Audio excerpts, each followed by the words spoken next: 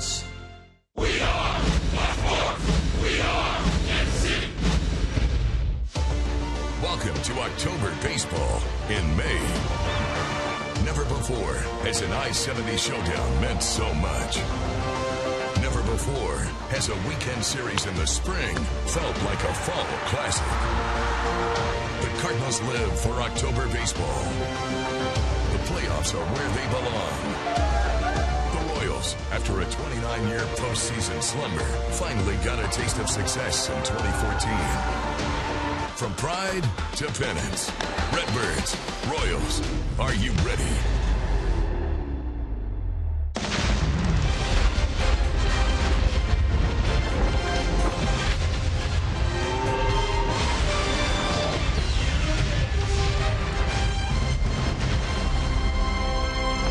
Playing great baseball over there. We're playing great baseball over here.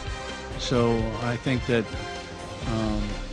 probably since 1985, it's the best that the two teams have played simultaneously in the same year. So, we look for it to be a great series. Royals baseball is presented by Academy Sports and Outdoors, and for the first time ever, the I-70 series means the Royals and the Cardinals are both in first place. Hi, everyone. Welcome back to the ballpark with Rex Hudler. I'm Brian Lefevre. Joel Goldberg and Jeff Montgomery are coming up. Ned Yoshud, the first day he was here, preached that no one series is more important than the other. They're all very important. And yet, if I'm reading between the lines and listening to the tone of his voice, he was acknowledging that this is a special series. And that's a rare moment for Ned, because in baseball, it's so much like life. It's day to day, what have you done for me lately? No looking back, let's look ahead. The uniforms are the same, whatever, they're different colors. But really, the fact is, the two best teams in baseball reside in Kansas City, Missouri tonight. And it's not just opinion when you say these are the two best teams in baseball. It is fact. If you go by the numbers, our Academy Sports and Outdoors leaderboard, the two best teams as far as winning percentage goes, the two best in run differential, and it's not just offense. Two best teams in each of their league in ERA. They have the two best bullpens. And let's see how the Cardinals handle the clutch Kansas City Royals. That's right. Over a 300 batting average with runners in scoring position. They are nails. 1 through 9 in that lineup. Somehow the Kansas City Royals, they can get the job done. They don't have to have big names attached to them, but the Cardinals, they do. They're steady on defense just like Kansas City. They make the plays. They have an all-star Gold Glove catcher just like the Kansas City Royals. So this is going to be a wonderful series to see who can play the best baseball out of the 3 days. It'll be Chris Young pitching for the Royals tonight. Joel and Monty will talk about the starting matchup tonight and the rest of the series. He's been struggling lately, looked good earlier against Detroit. Has some shoulder stiffness, felt it grab the other day warming up, so they're going to push him back, skip him in this series. He's expected to start, as of right now, Tuesday in New York. That means that after tonight, we will see tomorrow John Lackey, Edinson Volquez, Sunday youngsters Michael Wacha and Yordano Ventura. Joel Goldberg, Royals Hall of Famer Jeff Montgomery. Tonight we see the veteran Chris Young. No one else seemed to want him but the Royals. How come? Well, that's a good question, Joel, but I think the fact that he's 35 years old played into it.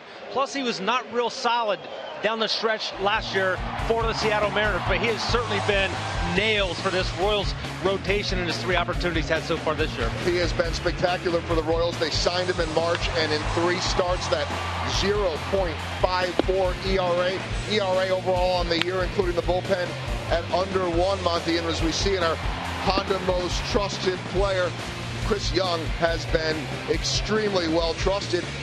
They don't hit very much against him. Why? Well, he's a guy that lives with the fly ball, got a great ballpark here to pitch him, but he can also put guys away. He's got a great slider he throws. He gets 2 strikes on you. He's going to throw the ball under your bat for that strike. Salvador Perez usually looks like the biggest guy out there. Not when he's walking next to 6'10" Chris Young, who throws the first pitch, coming up next.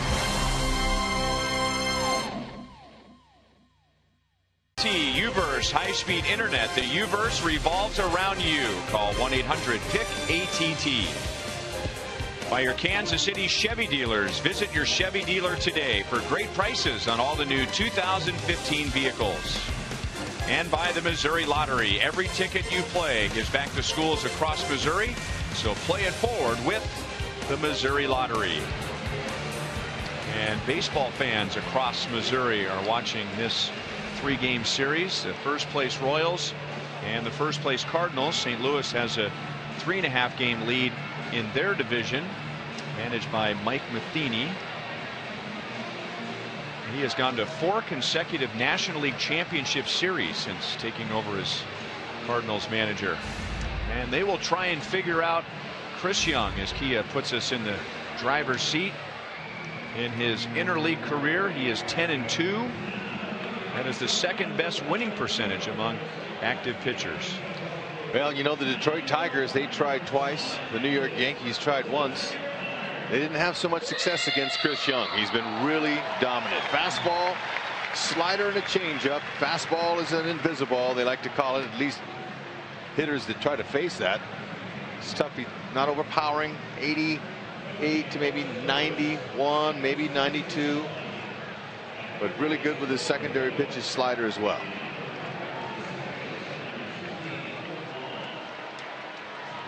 The Cardinals will try and figure out Chris Young and try and get the ball somehow through the Royals defense, which just continues to run away from the pack.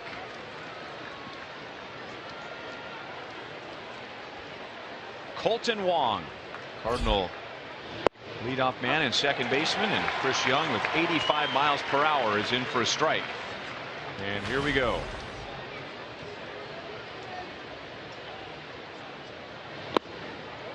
One and one on Colton Wong, Cardinals first-round pick in 2011. Young, very deceptive to pick up out of that 6'10" frame. Kind of short arms it, comes up underneath the ball. Speaking of defense,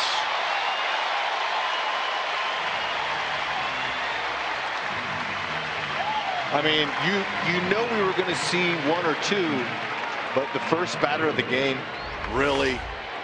Eski, did you have to show him the range and the soft hands as you crashed for this? You kept your focus and you gloved it. Oh, good concentration right out of the gate. It's on. Got to have soft hands to keep that ball from bouncing out.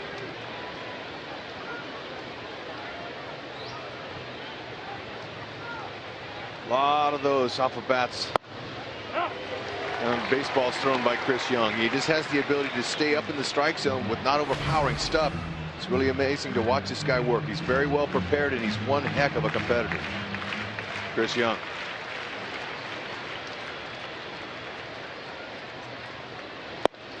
And 0-2 on Carpenter. You know, you mentioned the soft hands for Escobar on that play, and we all learned as kids, you know, you catch the ball with 2 hands, which you really don't catch the ball with 2 hands. I mean, your bare hand has nothing to do with the ball sticking in the glove. Still 0-2 on Carpenter, but there is the rare exception, and that was one right there, Hud, where he really seemed to understand that there was a good chance that ball could pop out of his glove, and he was ready with his throwing hand was like a lid, making sure that ball stayed in his glove. Very fundamentally sound, exactly, especially when you're sliding like that and you're catching, you know, you're doing basically a basket catch. And now shallow left field, and Alex plays it conservatively and grabs it with his bare hand. So Matt Carpenter, who leads the National League in multi-hit games, is 1 for 1. And here's the Royals defensively, presented by Ford. Alex Gordon, the best defensive player in the American League for sure. Wednesday night, on full display as he does a face plant right into the wall of the cage. Came up with no injuries, which is amazing to me, and another tip of the cap from everyone on the field, and including the crowd, a standing O. Well deserved.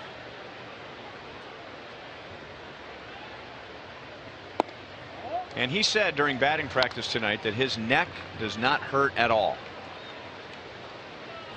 And I felt like I had to go to the chiropractor just watching that replay 2 or 3 times. You and 29,000 of us others, I tell you that it's the ability that he has to know his surroundings and decelerate on contact.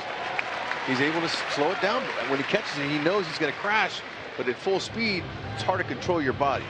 I know I couldn't. I'll be on the DL for 15 days after that. Did you hear Luke Hochevar's great line. Yes. He swears he saw Alex's nose go through the chain link. No, those guys were right up there close. I mean, talk about a face plant that his nose was, his face was on one side of the chain link, but his nose is on the other side.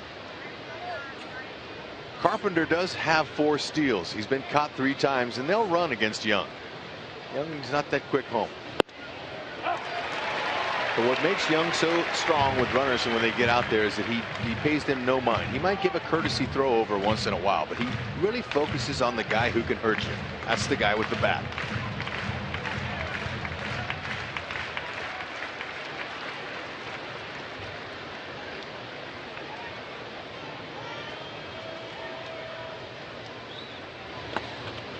Two and two on Matt Holliday. Matt Holliday had yesterday off.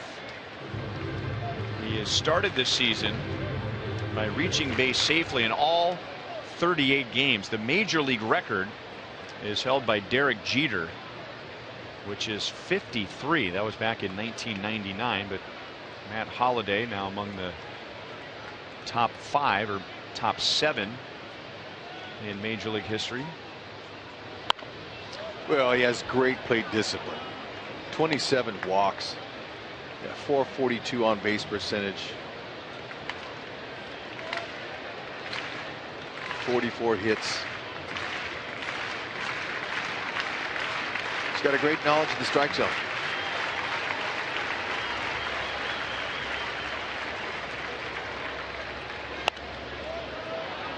Laid on a fastball at 86. 2 and 2. Holliday has 20 at bats against Chris Young. The Cardinals mostly have an inexperienced lineup against Chris Young, but Holliday has seen him by far the most. And I think that's an advantage to the Cardinals, the fact that they've never seen Chris Young before. And that's because if you've faced him before and you've had several offers against him, you're demoralized before you even get there. So these young guys, where did that miss? So you're dreading facing him. Right, a lot of guys are. Good pitch. That's right where he wants to be, right down there. But you know, if you haven't even faced him, you're saying, you know, and the competitiveness in you says, oh man, I'm gonna get him. Carpenter runs, and it's grounded to Moustakas, who makes a nice backhand play, and on the money to Hosmer, 2 down with a runner at second base. And I've often wondered that you know, you never know what's going to happen when you get into the batter's box. There is skill and there's some luck involved, whether you hit the ball hard right at somebody or not. But how much is the battle won between pitcher and hitter before the game even starts? I'm saying the mental battle. 90%, because physically these guys all have the God-given ability, the work ethic, everything to perform at this level. But it's that delicate mental muscle that separates the really good from the not as good mentally. Because it's all about, you know, how you feel. What are you telling yourself when you don't feel good? Are you pumping yourself up? Are you using positive mojo? Because, you know, you have to think positive or you'll never succeed.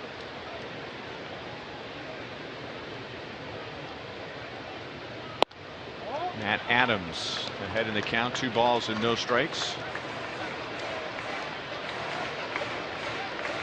Cardinals, they are some beefed up strong guys. I can tell. I watched their batting practice today down level on the field, and man, these guys are all built. They are strong all night long. Omar Infante went back, comes back in, and that's the inning.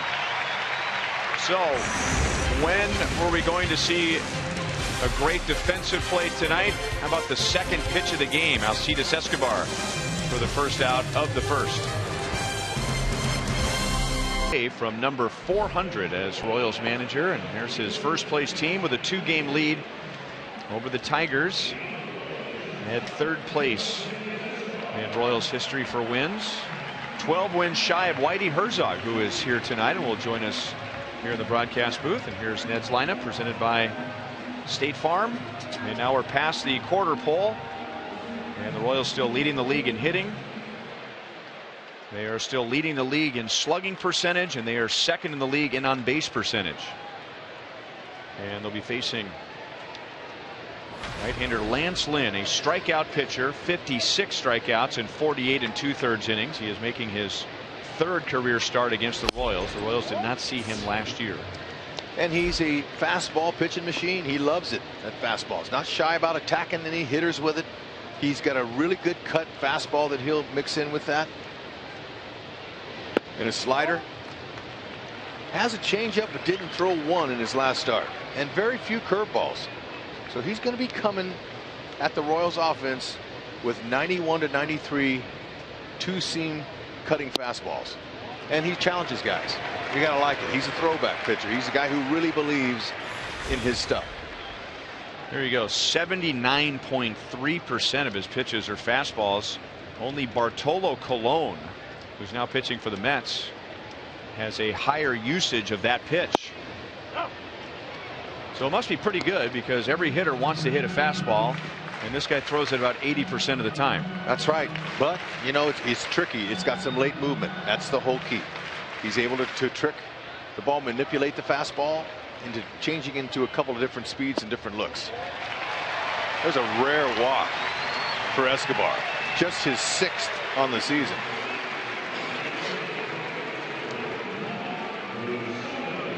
And Lance Lynn doesn't walk many.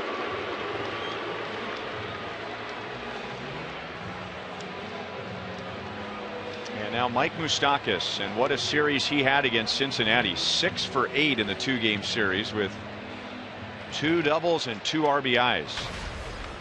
And that .342 batting average is 2nd in the American League. Ooh, man.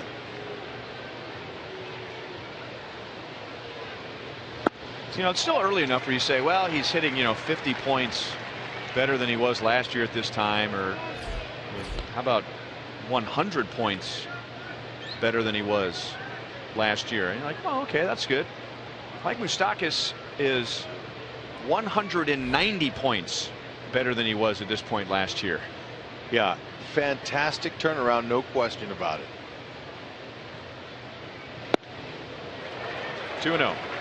Lynn, when it comes to base runners, he's very quick home. He's got a slide step he'll mix in there, and he's also quick over to first base. And something doesn't seem to be going right for Lynn, as we'll show you their defense. No errors. Another spacious confine here at the K to patrol, but something's going on with Lynn. I think Yadier Molina detected something going on with Lance Lynn, and they've already got some action on the field here with their head athletic trainer.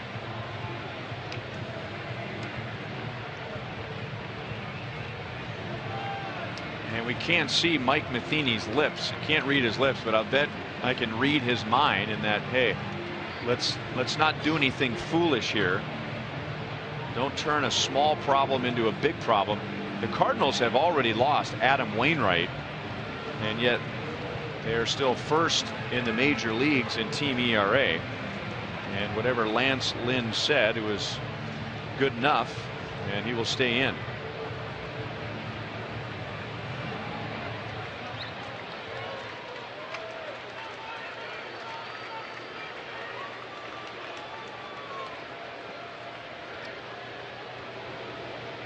You see Moose is 190 points better than last year. He was on his way to Omaha this time last year. With a 152 batting average and now hitting .342. Only Nelson Cruz has a higher batting average in the American League.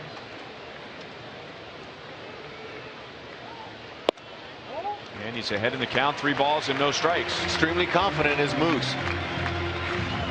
Be a little bit surprised to see him this early in the game swinging 3-0, but when you have good numbers against the guy and you're confident, like Moose is, he's 3 for 6 with a couple of homers.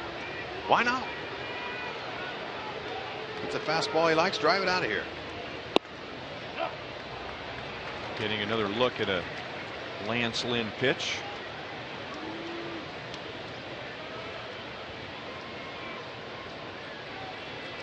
So early. You walk the previous hitter ahead of you, make him throw you another one.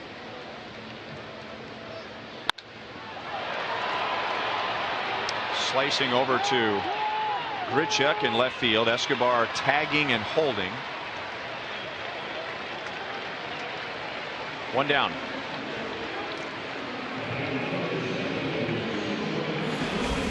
Here's our Toyota League leaders for tonight. Since right after the All-Star break last year, the Royals and the Cardinals are both among the top 5 in overall record. The Royals are the best. 30 games above 500. Better than the Nationals. They won 98 games last year. Better than the Dodgers. Better than the Cardinals. Better than the Orioles. And with a win tonight, the Royals can improve to 13 games above 500. They come in tonight 26-14.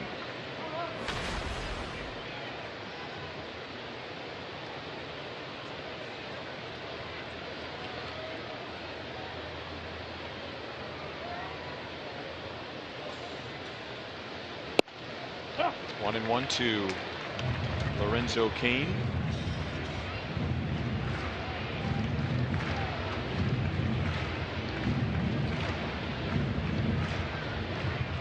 Lorenzo 0 for 3 in his career against Lynn.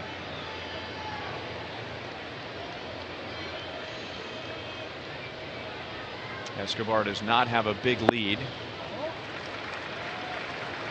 2 balls and 1 strike.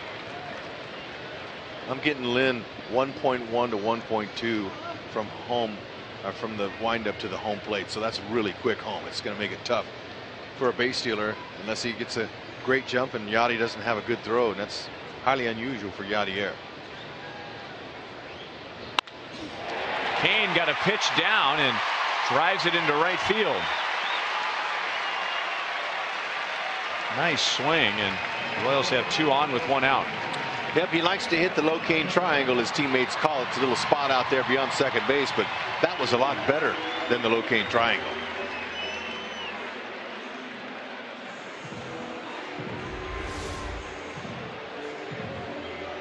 Two-seam sinking fastball is what they call that, and Lorenzo had a very nice smooth uppercut swing. He was able to stay underneath the baseball. Lynn's going to try to do the same thing to Hosmer, get him to ground out into a little double play here. Oz wants to try to keep his hands inside the ball, keep him from rolling over.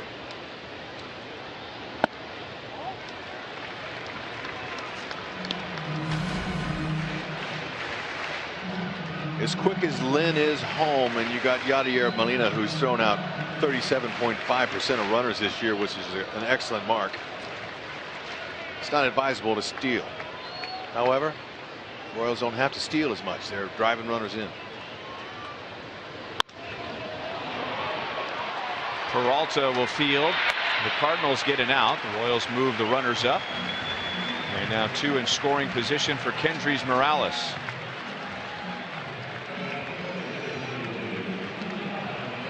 Tonight is Jersey night here at Kauffman Stadium, and we want to thank all the fans showing their pride and sporting their favorite Royals jersey. If you don't have a jersey yet, pick up your new Majestic Cool base jersey featuring moisture wicking and breathable stretch fabric that guarantees you'll always stay cool in the stands. Look at the sea of royal blue here at the K. Still red sprinkled in. Thinking maybe with the cool weather, some of the fans wore their Chiefs gear. You think that's it? Well, I hope not, because that would mean they're wearing red. I know. It's good. Big time opportunity for Morales, a .396 hitter with a runner in scoring position. And Morales is second in the league with 32 RBIs. Here's where the Royals have been most dangerous, not just with runners in scoring position, but with runners in scoring position and 2 down. 83 runs scored, 80 RBIs. And Morales has Escobar at third and Cain at second. And Lynn jumps ahead 1 and 2.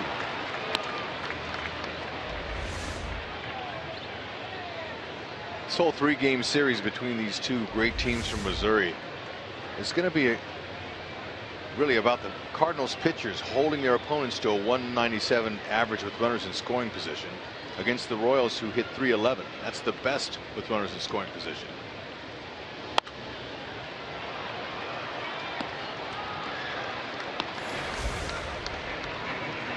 So Morales is second in the league overall, but when you're talking about at home, and this is why he has become an instant fan favorite. He has the most RBIs in the American League at home, and there's 2 more out there. Escobar walked with 1 out. Kane singled, and now with 2 down, it's 2-2 on Morales.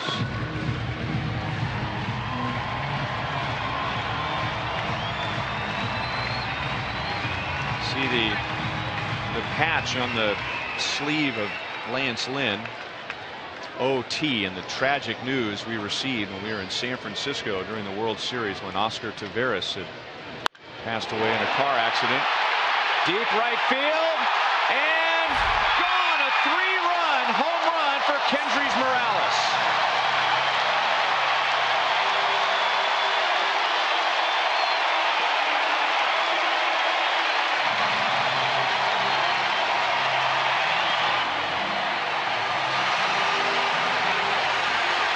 So now he's driven in 22 at home to extend the lead. And the Royals with a 3-0 lead with 2 down in the bottom of the first.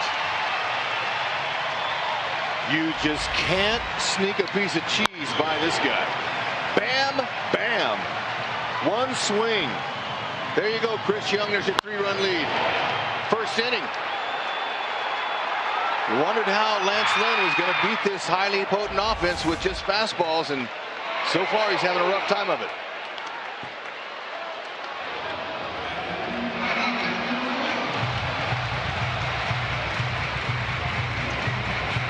Fifth home run, RBIs 33, 34, and 35.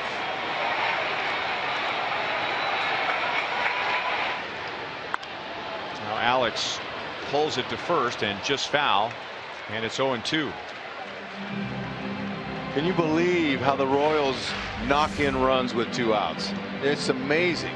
That ball's it's on the inner half and it's straight.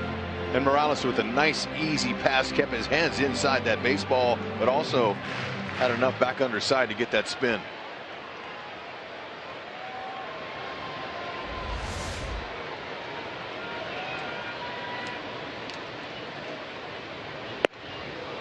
Alex strikes out to end the inning. Royals take a 3-0 lead. When we come back, we're going to visit with Royals Hall of Famer and Baseball Hall of Famer Whitey Herzog. And then Whitey Herzog, the most popular manager across the state of Missouri because he managed both teams successfully. Won a World Series with the Cardinals. Went to the World Series 3 times, won 1, took the Royals to the postseason the first 3 times in the franchise history. And he is here tonight. And right before we went on the air, you were reminding us about the year that you had Rex Hudler with the Cardinals.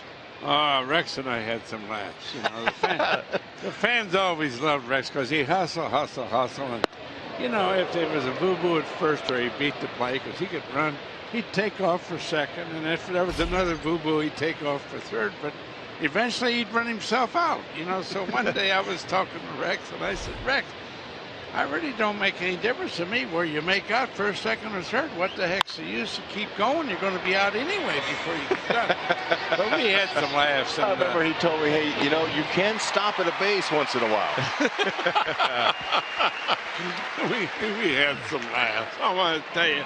But he was a fun guy to have in your ball club, and the fans loved Rex Hudler. I mean, in Montreal, in St. Louis, in Anaheim, anywhere he's ever been. Thanks, Whitey. Yeah.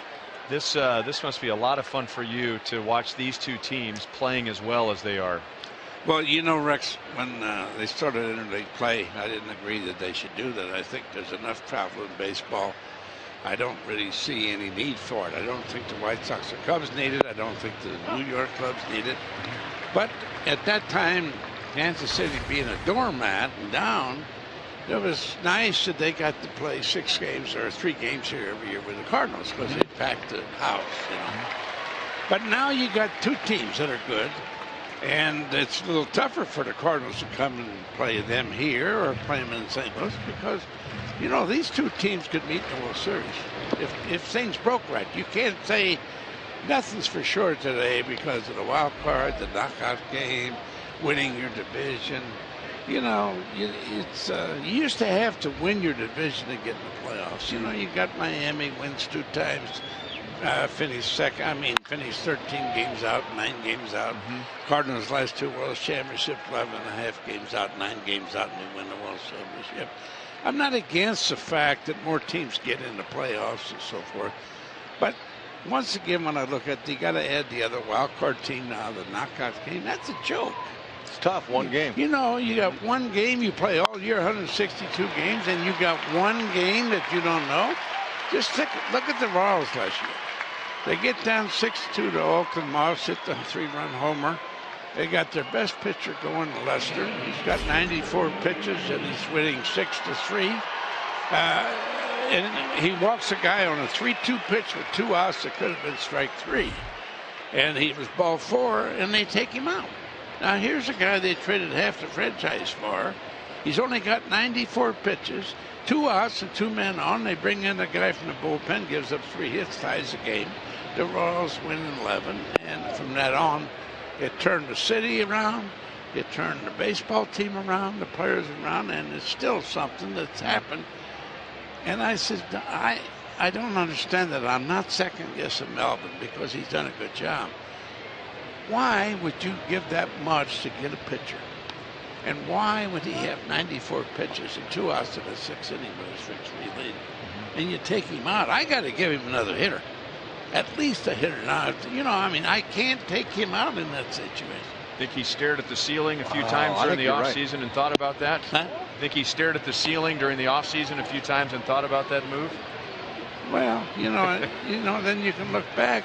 I love Yossi. I had a good conversation with him tonight. You know, that knockout game, he brings in the kid to pitch out of a jam. He should have brought in Herrera to pitch out of the jam and then let Vargas pitch the next inning and then go to Davis and the other guy. But it worked out. I read your book and I loved it. You're missing a great game. Right. And I've used a line that you had in that book. What would help you sleep at night is that when you were deciding who was going to pinch hit or who you're going to bring out of the bullpen, the guy with more zeros in his salary was the one you were going to defer to because there's a reason why they're making that money. That's right. I learned that against Rusty Staub in a camp in Detroit when I first managed an American League for the Royals. And I had a situation in Detroit where Kemp was having a great rookie year, the kid from Southern Cal, left-handed hitter, and he was hitting behind Staub. And no, he was hitting in front of Staub. He was hitting third. Rusty Staub was hitting fourth. And I walked Kemp to get the Staub. And, you know, Steve Kemp. You know, I had to set up first play, but in the meantime, no, I could have. I shouldn't have. I wouldn't have had to do that.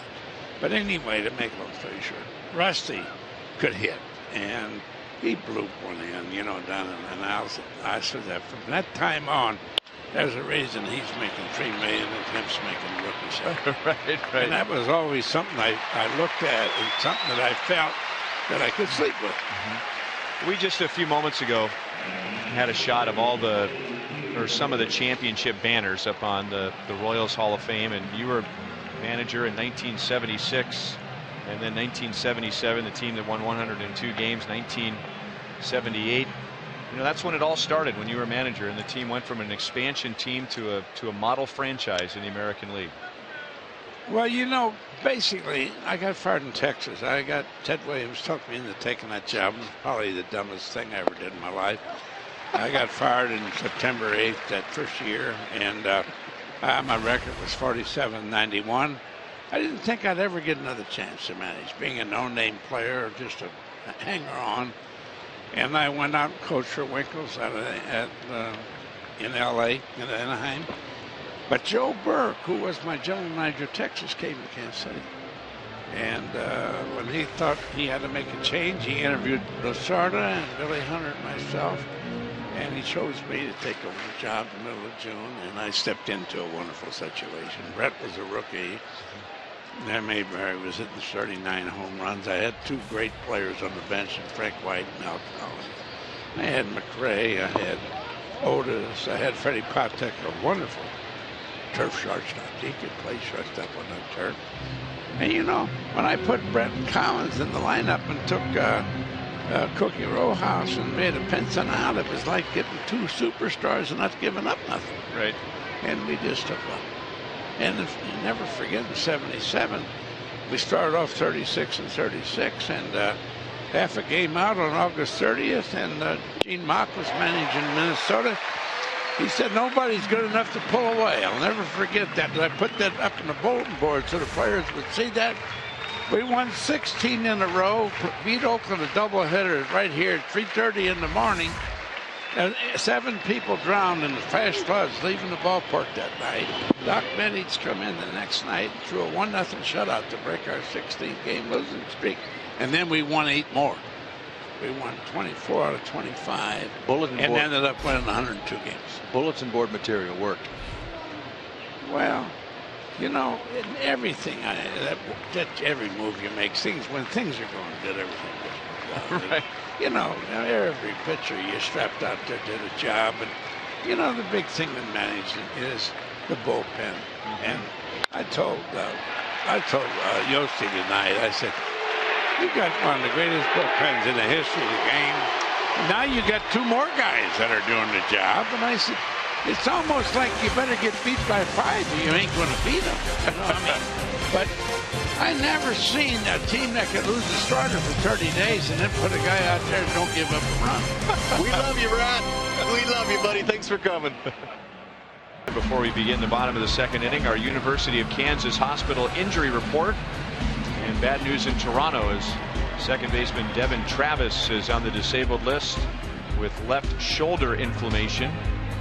Boy, was he on fire to begin the year for the Blue Jays. Came over from the Tigers in an offseason trade, which sent Anthony Gose from Toronto to Detroit. And it cooled off some since then. And now on the disabled list. Salvador Perez, Omar Infante, and Paulo Orlando in the bottom of the 2nd against Lance Lynn. 0-2 on Sal.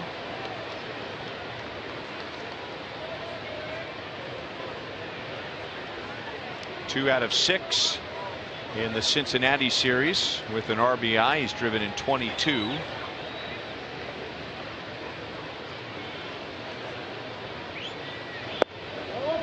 Just a little bit outside. Lance Lynn, after he walked Alcides Escobar and then fell behind Mike Moustakas, got a visit from his manager and the trainer and persuaded them to leave him in the game. He then gave up a base hit and the 3-run home run. So I guess you just assume all night, Hud, is, even though we don't know what they were talking about, is Lance Lynn 100% or close to 100% tonight? Well, you know, you mentioned it earlier, though, with the problems they've had in their rotation. If Matheny smells a rat, he's pulling him out. Not literally, the white rat was just here. I didn't mean that anything about that. But he smelled a possibility of an injury. He's not going to let his guy continue to go out there, in my opinion. So, must have been something they saw, and Lynn shoot him away.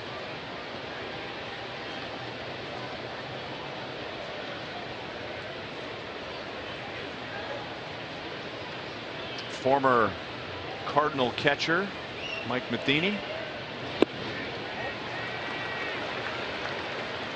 And that was the beginning of what is a popular trend now in hiring managers. Tony La Russa. Who was going to replace Tony La Russa, who was in Cooperstown, coming off a World Series championship in 2011, and the Cardinals turned to a guy who had no managerial experience at all, any professional coaching experience at all. Salvador Perez, just like Lorenzo Cain, goes down and gets a low pitch and is on with a leadoff single. He's so good at that. You would think that the report would get around the league that he's a great low ball hitter and a bad ball hitter on top of it, even though that had some of the plate. He's able to get out front. You could tell his booty flew out. He was off balance, but he's able to keep his hands back and guide that ball into left field.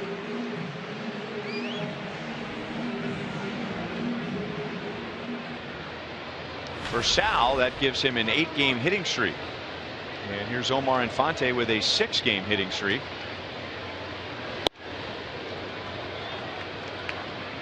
We have talked so often this year about the Royals' balanced lineup that there is some sort of production 1 through 9. And the Royals' lower third of the order right now is really swinging the bat well. Perez and Infante with the hitting streaks, and Paulo Orlando on Wednesday against Cincinnati. He lost a 5-game hitting streak, so that is not an exit door, if you will, when you get to the lower third of the Royals order. Not at all.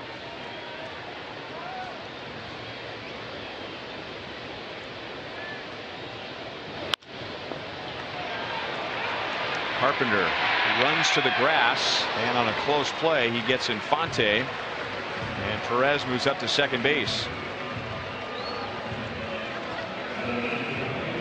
Remember, the 2015 MLB All-Star voting is underway, and there are many deserving Royals, so be sure to go to Royals.com/vote right now to cast your selections. This year all voting is online, and you can vote up to 35 times on the exclusive Esurance MLB All-Star Game ballot. So make sure Ned Yost has a roster full of Royals. That All-Star Game is being played in Cincinnati this year. Love that picture of Salvi. That's in character, folks.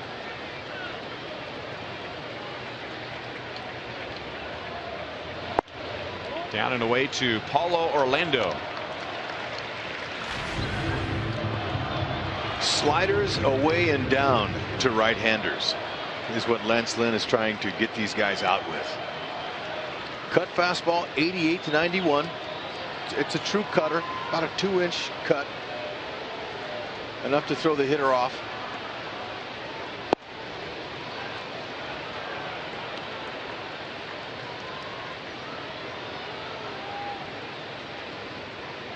So what a hitter might be saying after facing Lynn going back to the dugout is he's sneaky.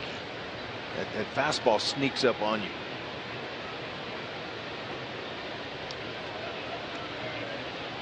'91, '92. It looks more like it's 95 or 6.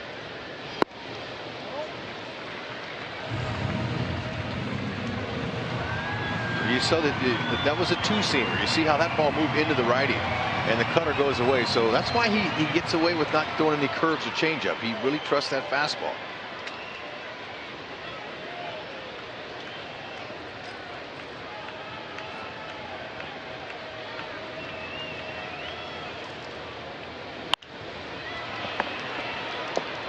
Two and two.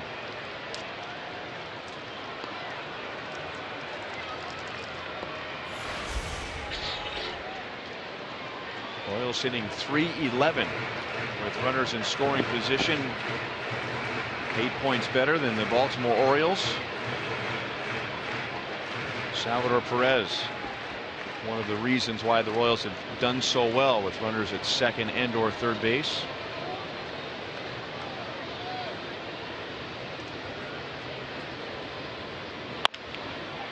Back to Lynn, but trying to field it awkwardly and safe at first base. So the speed of Orlando beat the throw by Wong. Mike Matheny is out of the Cardinal dugout. He's on the top step. And for the moment, the Royals have runners at first and third with one out. Well, that's one heck of a play by Colton Wong, especially after Lynn tipped it with his glove. The minute a hitter sees that ball being tipped, now that's a base hit if you have any kind of speed. But look at Wong out of nowhere coming in there, making that play, having to turn and throw against the momentum of his body. That's a really tough play. Obviously, he beat it. It's an infield hit.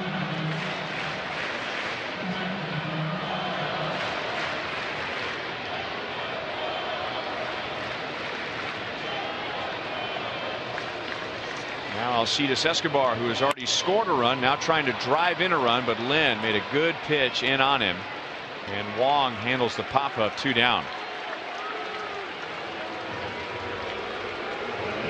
Well, we talked about it at the top of the broadcast. The Royals are the best in the league hitting with runners in scoring position, but St. Louis pitching hasn't let the stress get to them this year because they are the best in their league pitching with runners in scoring position. I think that's going to be the whole challenge this whole weekend. Just to see if the Cardinals, indeed, their pitchers are as good as what the paper says they are. Coming in 197 average with runners in scoring position. Well, Morales already put a dent in that. Tying away to Mike Moustakas. Lynn got him on a fly ball to left in the first inning.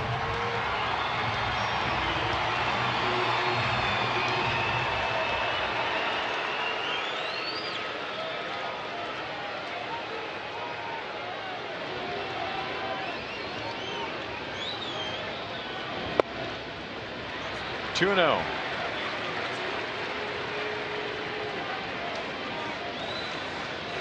The fact that the Royals put the ball in play, they don't strike out, especially with runners in scoring position, tells me that they're putting the ball in play with authority and it's going through. Only 52 strikeouts with runners in scoring position. That's fewest in the major leagues. 2 and 1.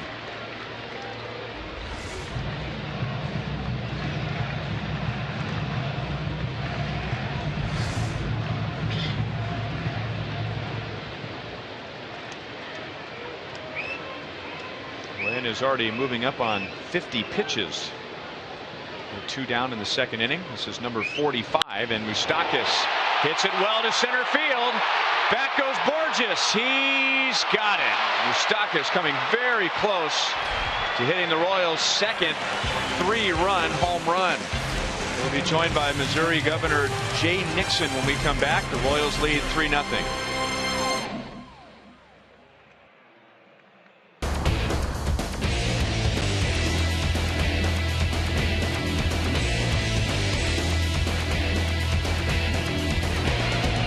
Part 1 of the I-70 series. The Royals lead 3-0 as we go to the top of the third inning and welcome in Missouri native and the 55th governor of the state of Missouri, Jay Nixon. And you and I were just talking off camera, and you're feeling what I've been feeling here. You go to a lot of sporting events throughout the state, and you were commenting on the atmosphere at Kauffman Stadium. Feels like a football crowd, doesn't it? I mean, yeah. Last year it started, and everybody's leaning forward. They're really into it. You spent a lot of time here during the postseason, didn't you? Yes, I did. As many as I could get here, and that was a lot. I mean, it's it had been 30 years.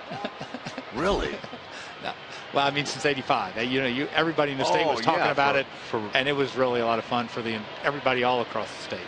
I've often wondered when you or any governor comes to a game, as Colton Wong with half a bat ends up with a leadoff single, or the President of the United States comes to a game. I mean, with the responsibilities that you have, and man, it was let's just say it was quite a year in the state of Missouri this past year. I mean, can you sit and really just soak into a sporting event, or do you have the 7,000 things going on in the state of Missouri always swimming in the back of your head? It's kind of hard to slow your head down. I mean, although sports, it's a little easier to listen to y'all on the TV or radio, or you're kind of by yourself. It's hard, right.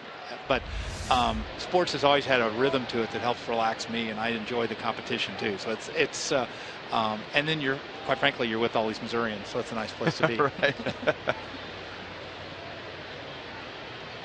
This is Matt Carpenter taking outside, and well, it was getting back to the World Series here in the postseason here. I imagine because of your position, you were rooting for an I-70 World Series, but boy, it was sure nice after the long drought that you were talking about for this side of the state to put themselves back on the national map.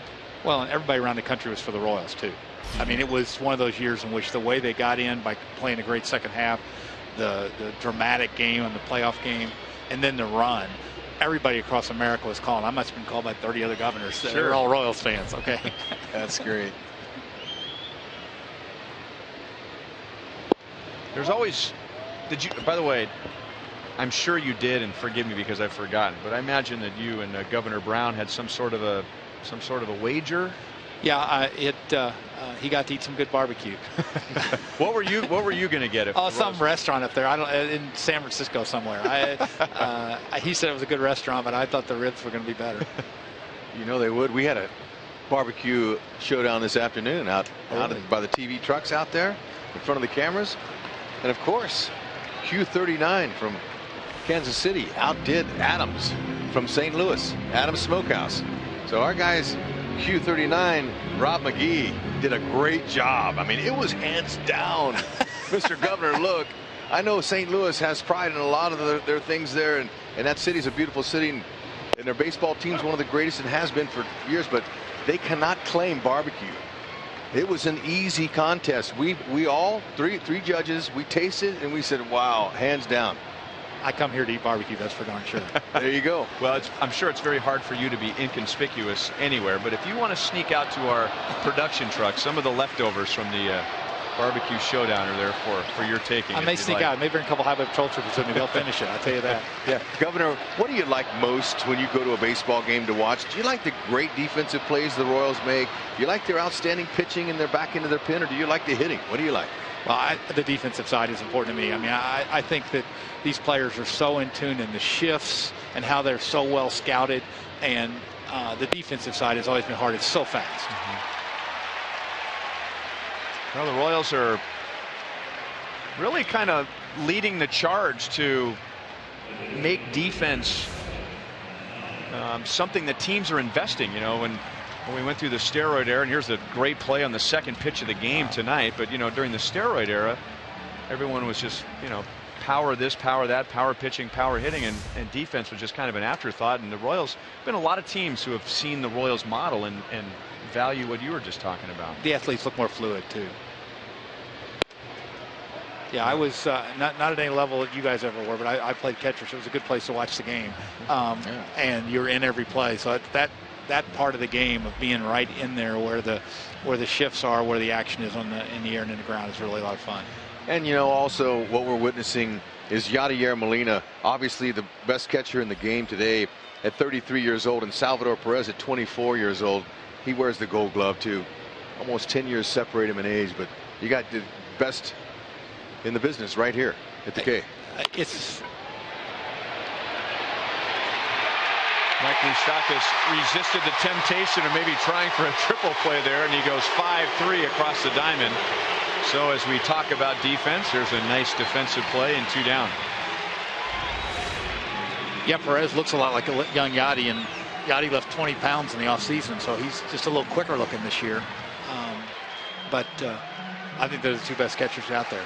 You got that right. And Moustakas, you know, they already have 3 Gold Glovers, the Royals do, and they could easily have 5. Kane in center is probably going to get one, and Escobar or Moose. I mean, there's gold all over the diamond here.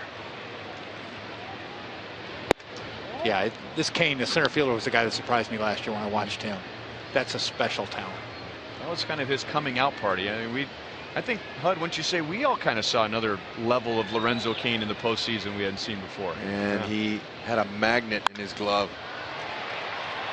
Matt Adams out into right center field, so 2 on, nobody out, and Chris Young has a scoreless top of the 3rd inning. Mr. Governor, I know you're super busy. We always appreciate you spending some time with us, and maybe we'll see you over in St. Louis for the second half. Thank you. All right. Thanks for coming.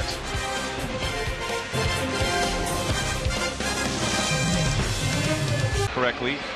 Started with KVC Kansas in Johnson County, where she has served in multiple positions, but now is the kinship care coordinator, seeking relative placements for children who are in foster care. She has a passion for partnering with families and other professionals to ensure systems are collaborating to provide the best possible service for families. Sitting in the Buck O'Neil legacy seat at tonight's game.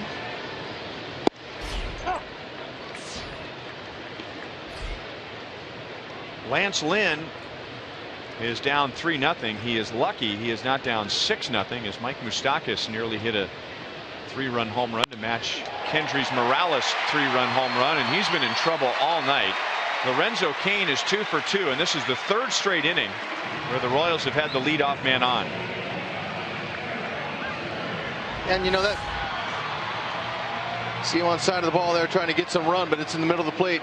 It's going to get struck hard. Cain going right with it. Perfect form. The wind is blowing in from right field. I think that hurt Moustakas' ball.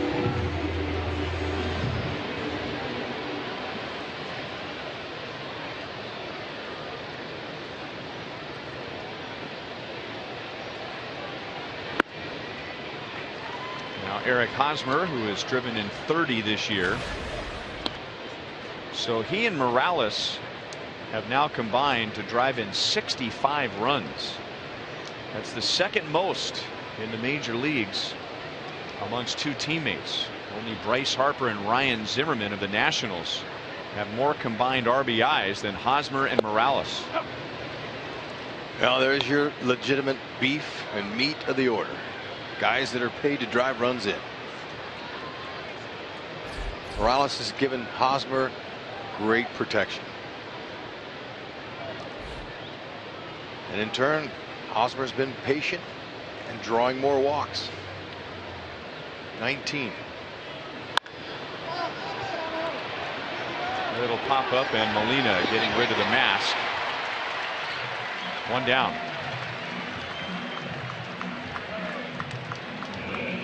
Here comes Morales bringing the lumber, and Yellowwood is bringing the lumber. This is Morales with 2 on, 2 out in the first inning. Man, and he stepped all over it.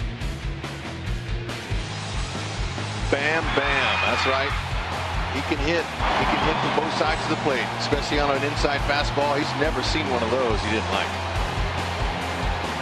Yellowwood. Go ahead, bring the lumber. And that was just the 3rd home run allowed by Lance Lynn. And Lynn has now pitched over 50 innings this year.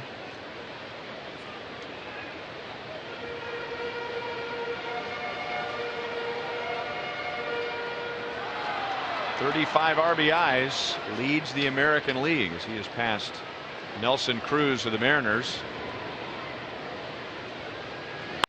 And there it goes again. 2 swings, 5 RBIs for Kendrys Morales.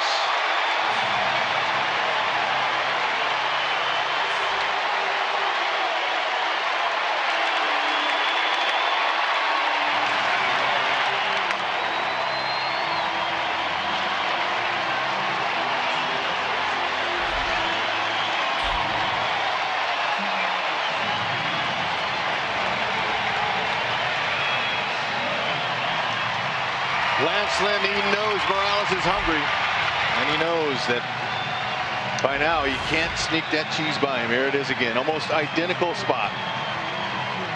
88, took a little off, thought he would cut it, didn't cut, and Morales says bam, bam again.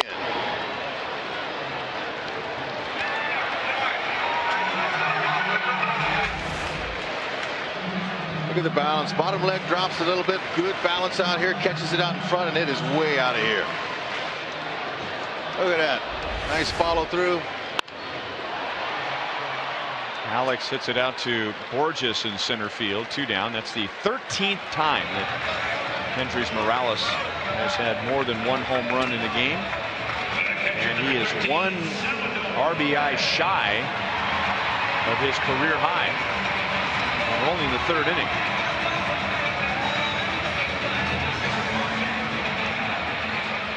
When you get in a groove, your eyes really tell your hands where to go every time.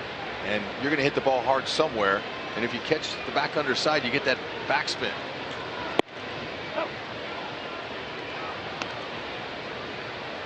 So Lance Lynn had allowed 2 home runs in 48 2/3 innings coming into tonight's game, and now he's given up 2 home runs in 2 2/3 innings. And now Salvador Perez slices it down into the corner. Runner in scoring position with 2 down. Sal is 2 for 2.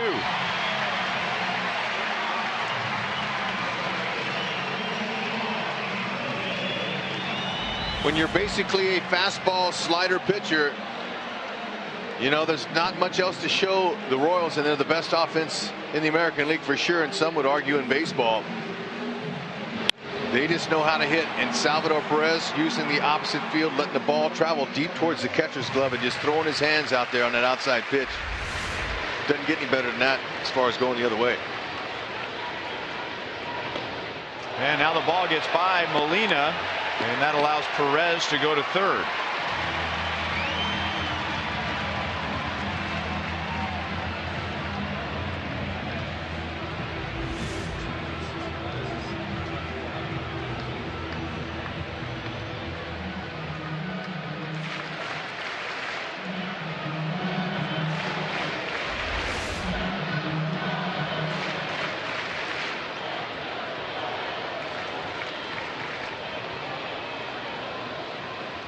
Omar grounded out to third first time up.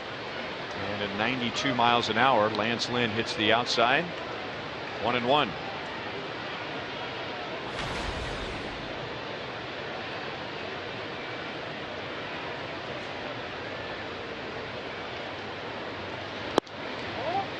Just missed, down and in.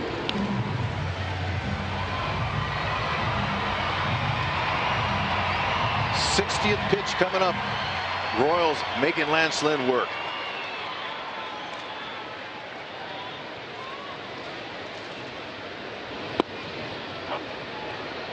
And he continues to make him work. 2 balls, 2 strikes.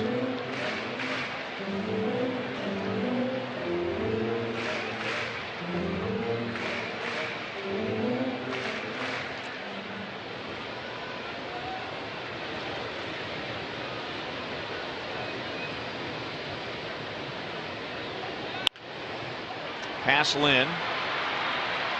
Colton Wong throws out Omar Infante to end the inning. Kendrys Morales, a one-man wrecking ball tonight. A 3-run home run in the first inning and a 2-run home run in the third. Bam Bam Morales. Just back to last night, our old friend Will Smith. In Atlanta. See that there? I know Monty's never done anything like that.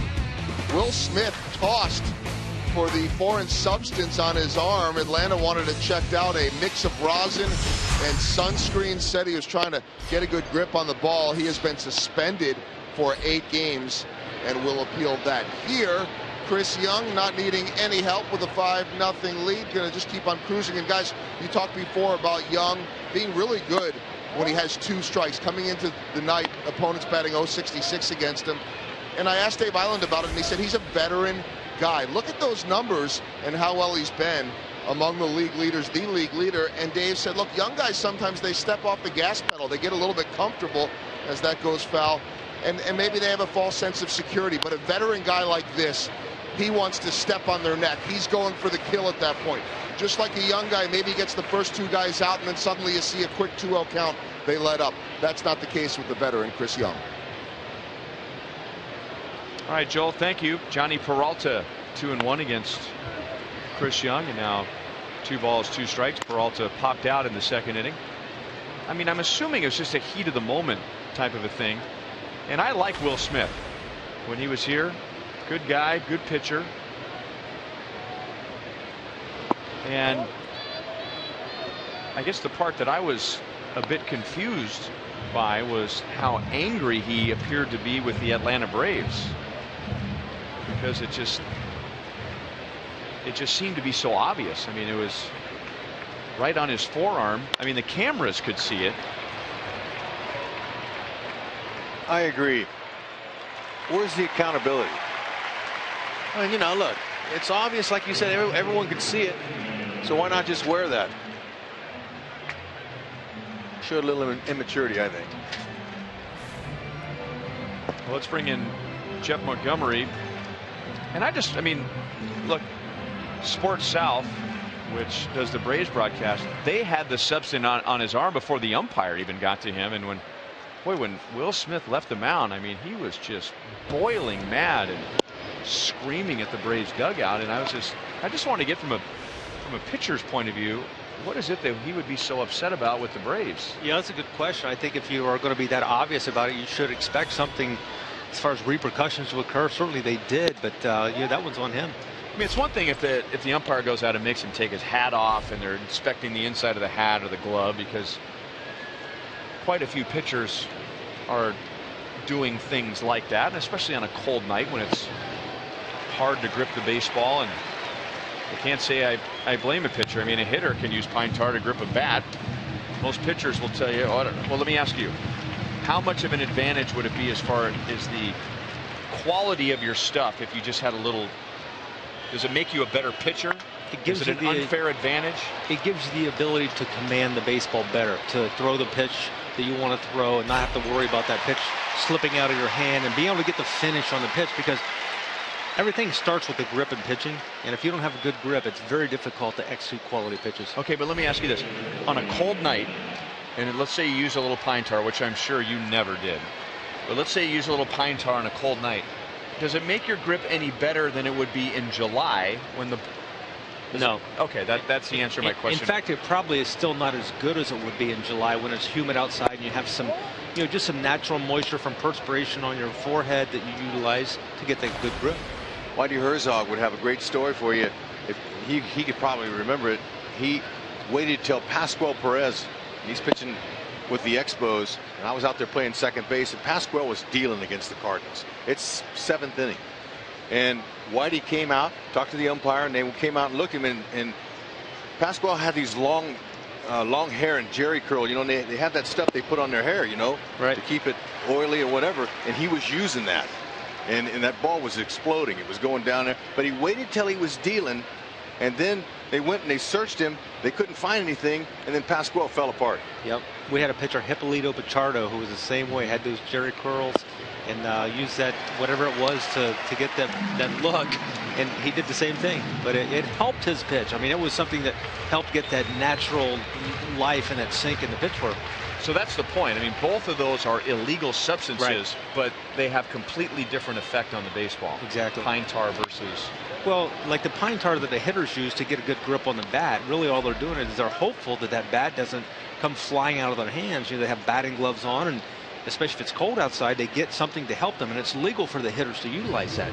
But the pitchers, for some reason, don't have the ability to use that same substance and really help them maybe throw strikes and maybe not hit a batter, for example, from a ball slipping out of their hand. Wasn't that Freddie Freeman's line of the Braves after the game that he didn't mind that Will Smith had the pine tar on in a night like that because he didn't want to get hit in the head? Right. Yeah. Okay, Monty. Molina is 2 for 2. Since I never pitched before, and I can't really tell you how to make that ball move, if a guy's going to put a foreign substance on the ball, how does he do it and how does he throw it? Well, if you're going to try to throw it a spitter, so to speak, when you have the ball, you want the ball to come out. You want it to slip out. And a lot of times people have described it as squirting a watermelon seed out of your hand. You know how when you squeeze a watermelon seed, it just kind of squirts out? So you're not on the seams at all? No. You want it to be slick. You want it to be very slick. And not that I've ever done it, but I've but you've heard. I've played around with it. Yeah. I never did it in a game, put it that way. Monty, okay. There you go. But you know what?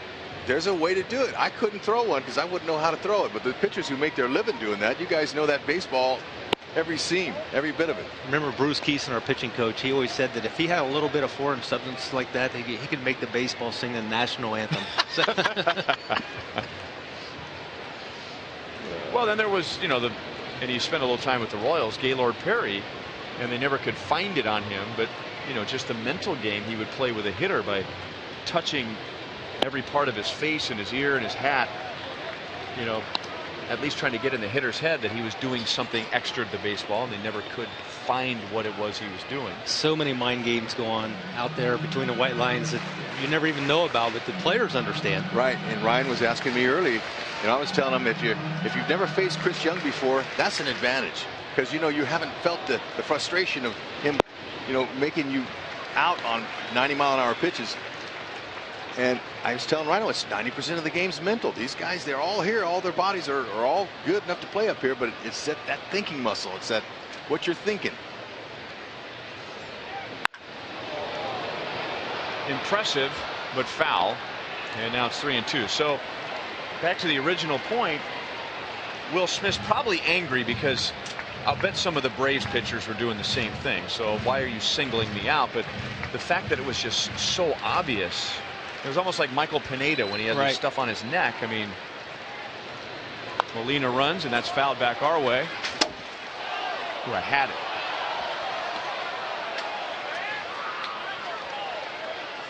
Just hit the top facing of our broadcast booth. It was right to you, Rhino. I pulled an Elgin Baylor right there. I was bailing out.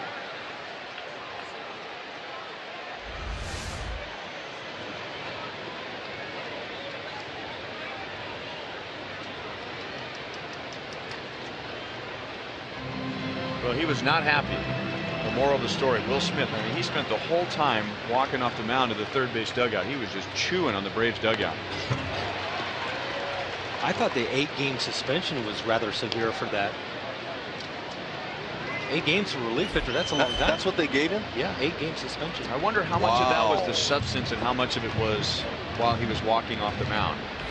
Well, I didn't hear that.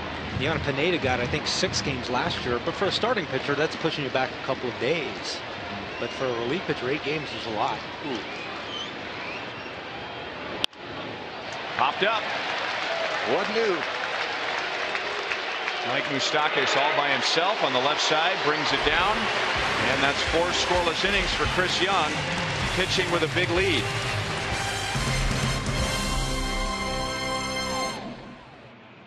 Order online with rapid pickup at delivery.panerabread.com.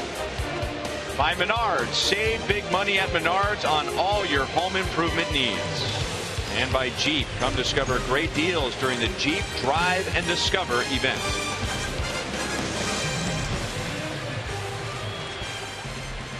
I-70 Series Part 1, Kauffman Stadium jam-packed, and you can hardly notice the red. Just little patches here and there. And we can say it now because it's not ancient history, but close to it. But all those years when this ballpark was 2/3 red, Paulo Orlando is safe after Carpenter couldn't handle the one-hopper. And when the ovations were louder for the Cardinals than they were for the Royals, it was embarrassing. And as I said, there are little specks of red amongst the blue tonight, but that's about it. Yeah, it really doesn't look totally unusual for what you would expect to see on a regular game night, so not overbearing at all. Paulo Orlando's second infield hit. He smells it. Look at him turn those afterburners on. Second infield hit on the day for him, and 32nd overall infield hit by a Royals batter. And Lance Lynn has been pitching out of the stretch basically all night.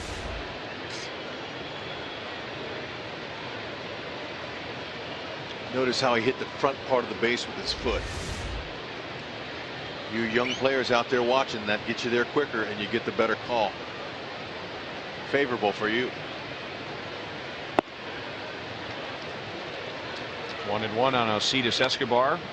4 innings, 4 leadoff men on for the Royals. Escobar walked, leading off the first, scored on Kendrys Morales' first home run, which was a 3-run shot, and then Morales added a 2-run home run in the third. Orlando runs, and the Royals were trying a hit and run, and it's 1-2.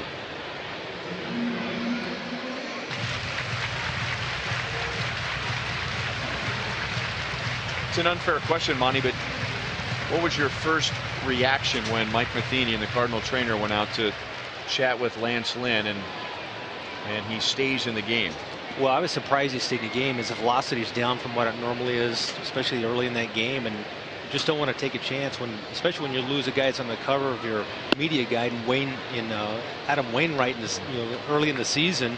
You don't want to lose another guy. You can't afford to. So they've got some issues to deal with. They lose another starter.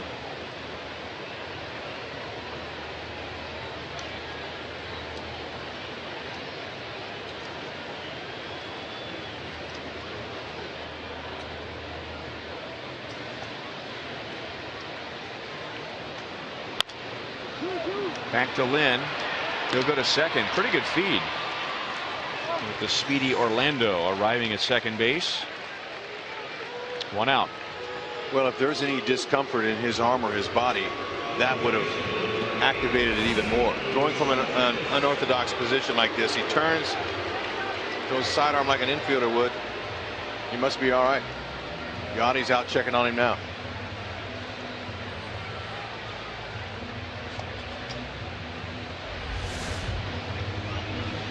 Remember, Royals fans, you have the exclusive opportunity to purchase an autographed copy of Dayton Moore's new book, More Than a Season. The book explores the intersection of faith, family, and leadership, and the process of rebuilding a championship culture in Kansas City. 100% of the proceeds from the book purchases support Dayton Moore's charity See You in the Major League. So for just $25 you can purchase your autographed copy today at Royals.com/more-than-a-season. Mike Moustakas has flied out twice. His fly out to center field in the second inning for a moment looked like a 3-run home run, but may have been knocked down by the wind, which is blowing in from right.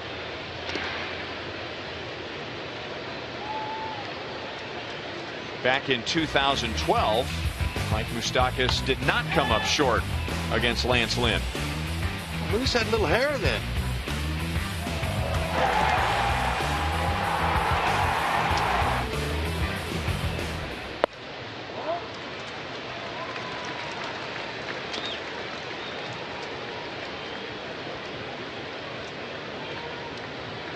He came up about 5 feet shy of hitting a 3-run homer earlier.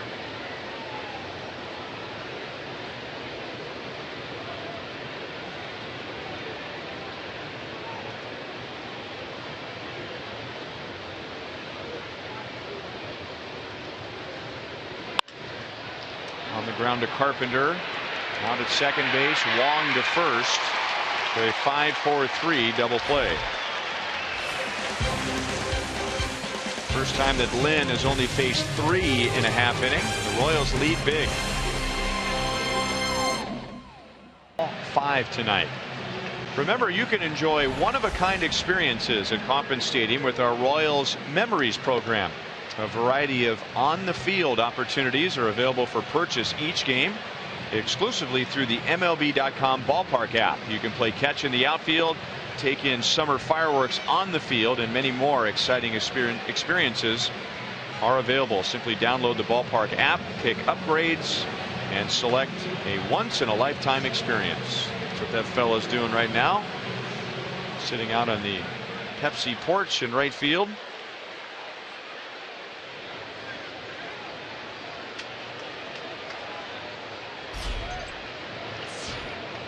It hasn't been easy for Chris Young, but he has turned in 4 more scoreless innings.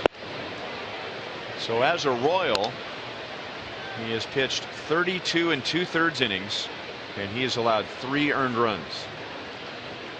Pretty good work, Monty. You're right. It's very good work. He's had to work for it tonight, but overall his number's been incredible.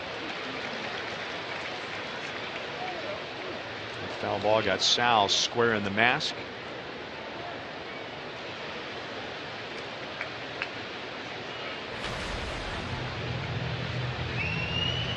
Peter Borges fouled out to Mike Moustakas in the second inning.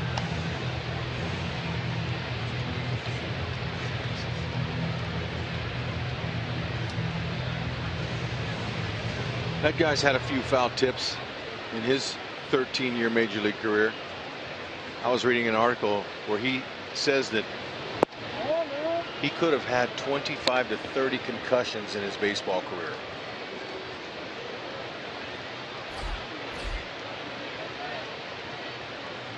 It's an alarming number. 5 is a lot. Chris Young wants it, but that would break a federal law for him to make the catch. So Hosmer makes the play, 1 down.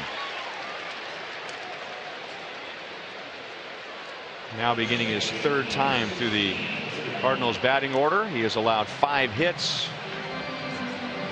Combined first 2 times to the order.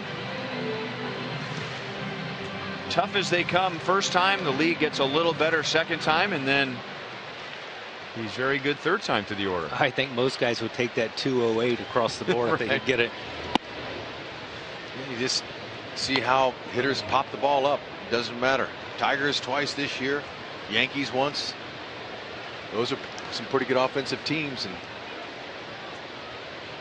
a lot of pop-ups. I would think that a hitter, when they face Chris Young, would want to get back in that batter's box as soon as they possibly could. So a lot like guys like Bruce Chen and guys that don't overpower, they can make you look pretty silly just by having a game plan and being able to execute it. We see that with Chris Young. He does it so effectively. Sometimes it's referred to a comfortable 0 for 4. Hitter never feels uncomfortable in the box. They feel like they see the ball well, and yet they just can't quite make solid contact against him.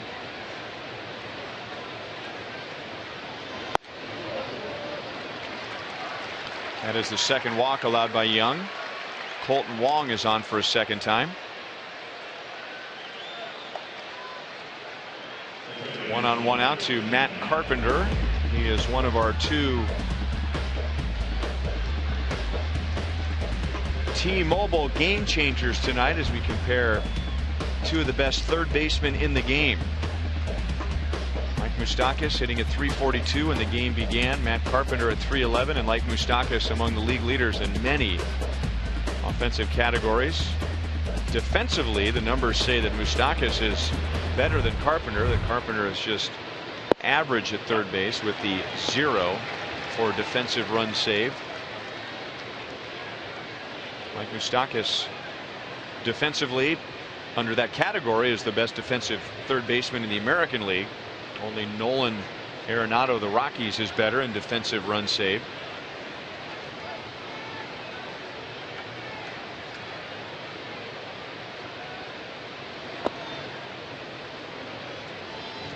How about this for scouting, guys?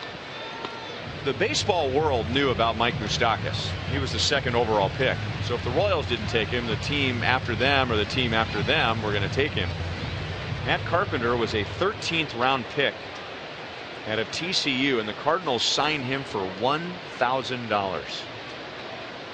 Incredible. Great scouting. He's a great baseball player, really. He can hit. I mean, he's selective. He stays inside the ball, uses the whole field, and he's got some power. 7 homers on the year.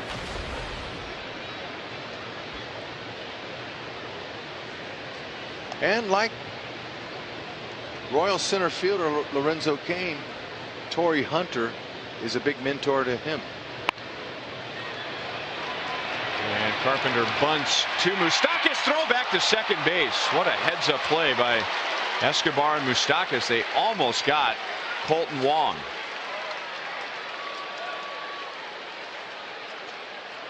If Moose's throw would have been closer to the bag, they might have gotten it.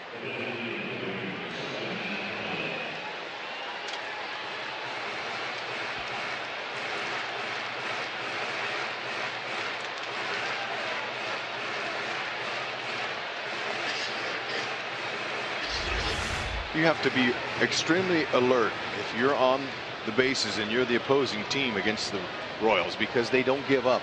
If you get off that base in a second, they'll pick you off. Salvi likes to throw behind the runners to any base. Just as you saw Moustakas right there, he wasn't giving in to Colton Wong at second.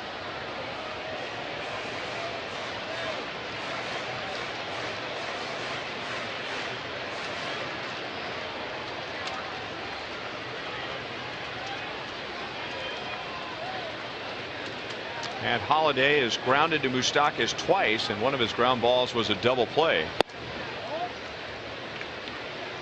1 ball and 1 strike. He has that impressive streak we were telling you about in the first inning.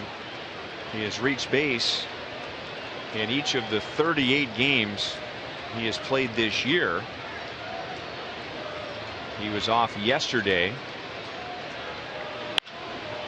And that's well hit to right field. Paulo Orlando at the track brings it down. Wong will go to third. Carpenter will go back to first. And there are 2 out.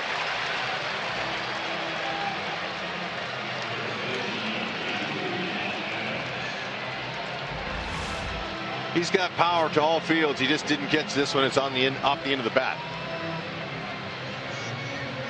So he pulls his hands in, keeps his shoulders, everything inside that ball, and the outside pitch.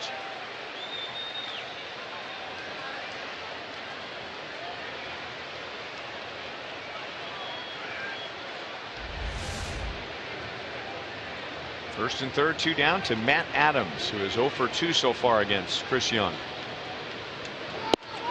Pickoff play at third and almost got Wong. It's the second time in this inning the Royals have tried to throw behind Colton Wong. Jose Oquendo, the third base coach, long time for the Cardinals. He's right down there on the bag. He's warned these guys about Salvi and the way he likes to throw. But you can't play for him.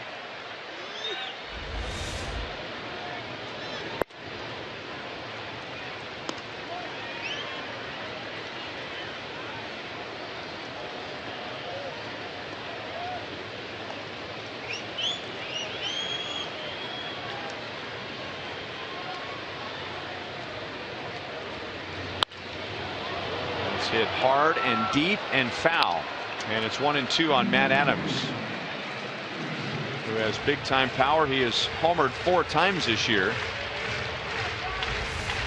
So why try a pickoff play like that in a 5-run game? Well, if Adams connects, he could turn a 5-run game into a 3-run game. And that's pulled foul. Still 1-2. It's like the way Chris Young is keeping him off balance tonight. 87-90 with his fastball, slider, and the occasional changeup is keeping those hitters honest. See, Yeah, that third pitch is important, Monty. Lance Lynn looks like he's just trying, 2 pitches, fastball, slider, and it's just not enough. Right now, the bullpen, Chris Young maybe doesn't need that third pitch, but in this role as a starting pitcher, certainly would like to have that pitch, especially here now, third time through the lineup. Give him a different look every time.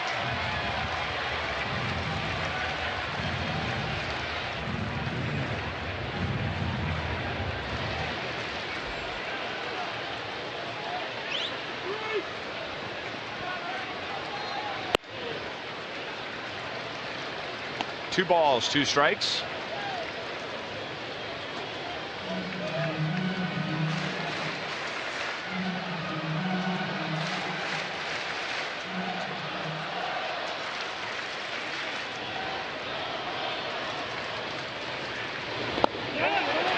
Did he go? Yes!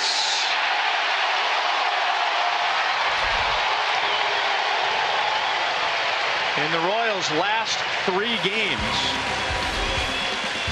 the Reds and Cardinals are a combined 0 for 18 with runners in scoring position.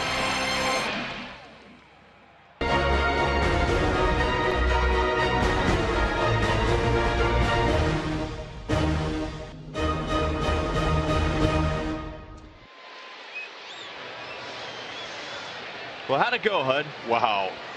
It was no contest. I could tell you from one bite, although I took several from both, that the first bite I took from Adams Smokehouse was good.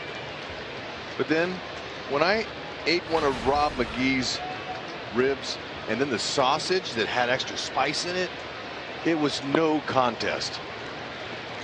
Chipotle cilantro Chipotle cilantro sausage. It was great. Although I've heard cilantro is really good too. Well, whatever he put in that mixture, it brought me out of my seat. Fantastic display. Plus, Q39, Rob McGee, great job. Thank you so much for supplying not just food for the judges, but for all the guys out there in the truck and the production truck out there. Thank you so much. It was delicious. Were you invited, Monty? I was unable to make it because I was trying to find some fresh cilantro.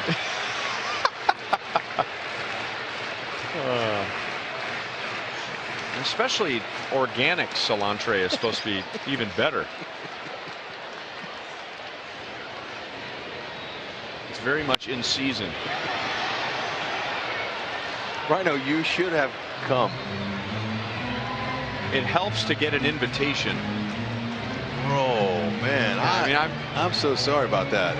I'm just reading about this for the first time. Oh, that's on me. I'm sorry, but there is some left. No, it's not. It's not on you. It's not on you.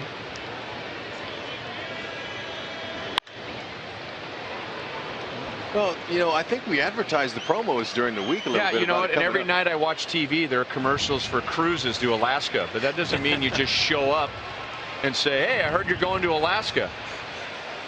Right? Okay. You win. Now, Ryan, in defense of HUD, you park in the Rockstar parking area, right? So you don't park out where we parked by the truck, so you didn't see that preparation he had going on. Oh, Monty, way to go! Wow.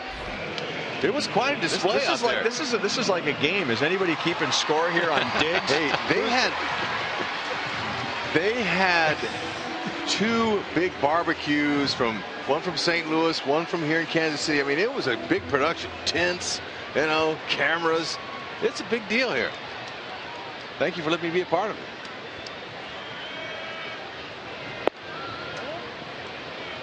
Ball one to Eric Hosmer. Now, J.P. Morosi, and you'll see him tomorrow for the Fox broadcast. He was the tiebreaker, and J.P. Morosi has been a fan of what the Royals have been doing as a team in Kansas City for a long time. So we were stunned when he didn't pick the Royals to win the division this year. I imagine he made up for it during the barbecue contest. He did, but you know, it wasn't set up at all. It was obvious through the taste. Yeah, he got a standing over me. And look at how dejected the Cardinal side looked. Their body language told all that. They knew it from bite to bite. Rick Horton was the other judge. He is your counterpart. Yeah. Cardinals TV. And former teammate. Hosmer is down on strikes. And Lance Lynn, a big strikeout pitcher, only has 3 in 4 2/3 innings. Let's go to Joel. Well, Ryan, I was talking with Mitch Meyer, the now Royals instructor, today about the signing of Kendrys Morales, and he said, I wasn't the least bit surprised that they signed him and that he's doing as well as he has, and there's a reason for that. Mitch was a teammate in 2007 and 2008 in the Dominican Republic in winter ball with Kendrys, Brian Pena, Nelson Cruz. Said great teammate, consistent, professional at bats from both sides. He said, I bet if you were to ask Nelson Cruz, he'd say he wasn't surprised either. Oh, by the way, Kendrys tonight has surpassed Nelson Cruz for most RBIs in the American League. Cruz had 1 tonight, so he has 34. And Morales has 37. He is 1 shy of his career high, which is 6. And with 2 swings of the bat tonight, in the first 3 innings, he has driven in 5. And that's off of Peralta's glove and into center field. And man, you can't hit that any harder. Morales is on with 2 down. I thought Peralta might have a shot, but that ball picked up speed. Stayed on the outer half of the plate. He knew not to come inside, I think, but that ball was scorched. I mean, it was picking up speed as it passed Peralta.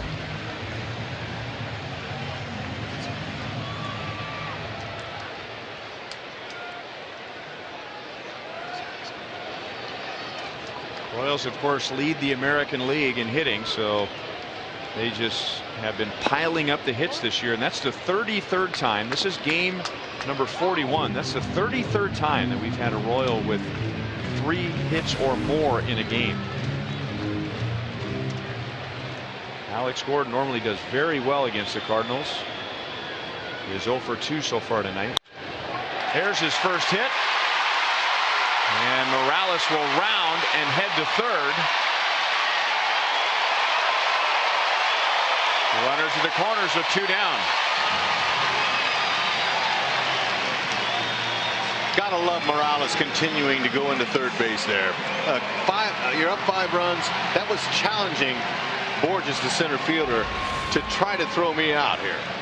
And Peralta caught it and didn't even attempt.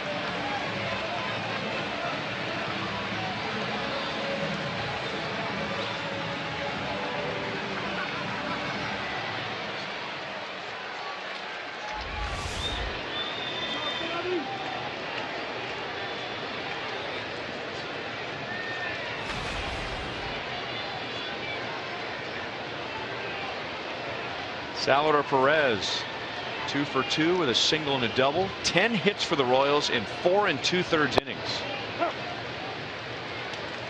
And Lance Lynn in his last 2 starts was as good as anybody in the National League.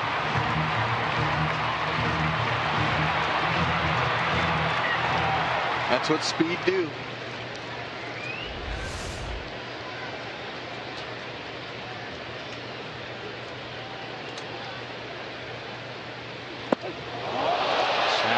nailed. 1 ball, 1 strike.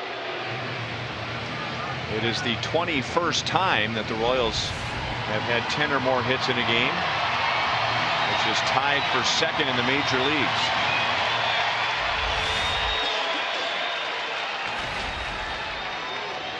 Batting better than .500 with a runner in scoring position and 2 down, Salvador Perez. Fastball away at 94. 1 ball, 2 strikes. You know, Monty, maybe Lance Lynn was just a little stiff in the early innings, as now he's back to a lot of 93 and 94 the last 2 innings. Yeah, I heard he had a little hip flexor issue in spring training camp, and he's dealt with that during the early part of the season, so maybe that's part of his problem. That might have been what Mike Matheny was asking about when they checked on him in the 1st inning. Sal is down on strikes. Lynn ends up striking out the side. The Royals get 2 more hits, and at the end of 5-0 KC. Tonight, Royals fans are thrilled with a 5-0 lead. 5 scoreless innings for Chris Young as he's worked around 6 hits. And Monty, let's take a look at the sprint cuts of the game against Chris Young. Well, Chris Young is doing exactly what we're expecting from him. He's getting a lot of outs in the air. A couple nice plays on defense. I thought Moose was going to think about going for 3 there when it came off the bat. But all in all, it hasn't been an easy game for Chris Young, but the numbers would tell you he's certainly in command of this game.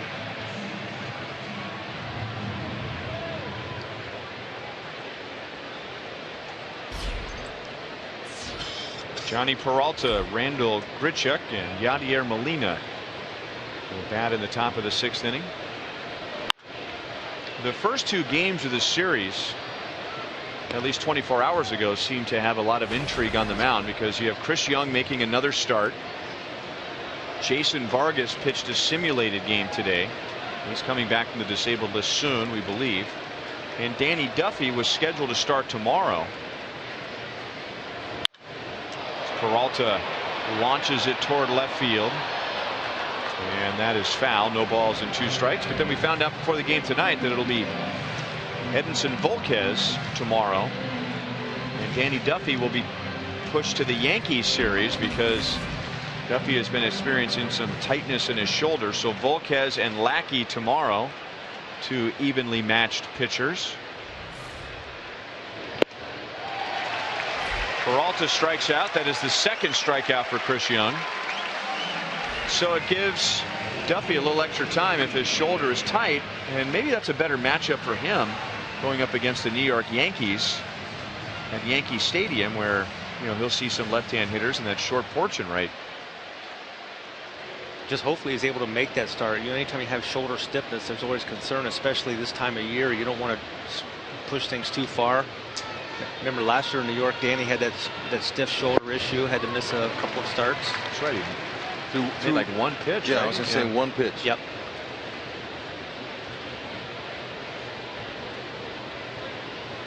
Randall Grichuk has singled and flied out. Great hit over the outside, and it's 0-2 from Chris Young.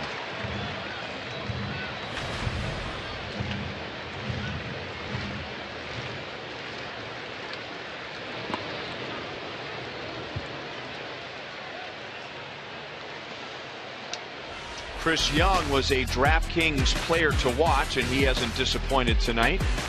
Felix Hernandez, I think that applies every time he takes the mound.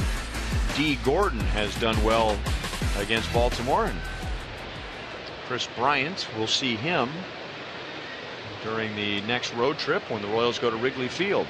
Is that 4 stolen bases for Didi tonight? They had 4 stolen bases, so I'm assuming. Jiminy Christmas. Have a night on the bases. 101 pitches. That's 10 more than Chris Young's previous career high, and with that in mind, or a season high, and with that in mind, the Royals are busy in the bullpen.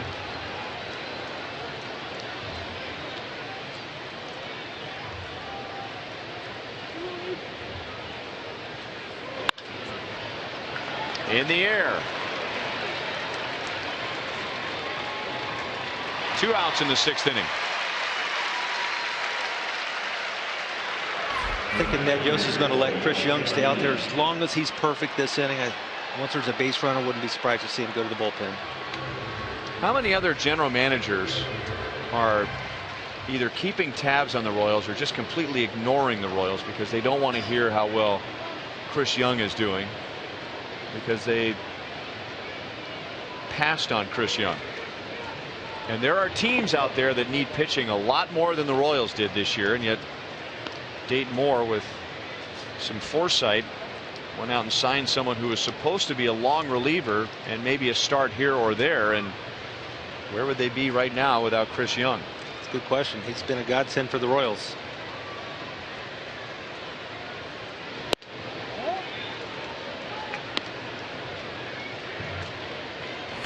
Yadier Molina is 2 for 2, a single to left and a single to right.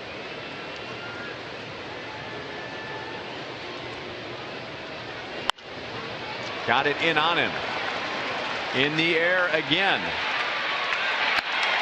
Eric Hosmer brings it down. Chris Young has made 4 starts for the Royals, and his ERA is so small you can hardly see it. 0.40. Forever young.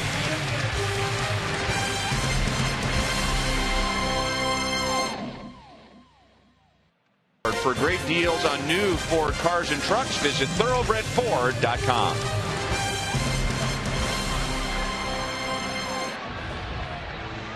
Five-0 Royals. Kendrys Morales has driven in all 5. He had a 3-run home run in the first inning and then added a 2-run home run in the third. All against Lance Lynn, who begins the bottom of the 6th inning with 91 pitches. And we'll get Infante, Orlando, and Escobar.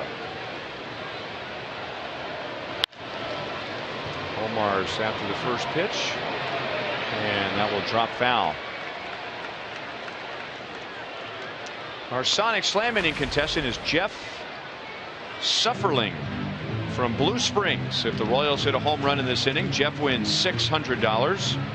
If the Royals hit a grand slam out of the park, Jeff wins $25 grand from Sonic and the Kansas City Royals.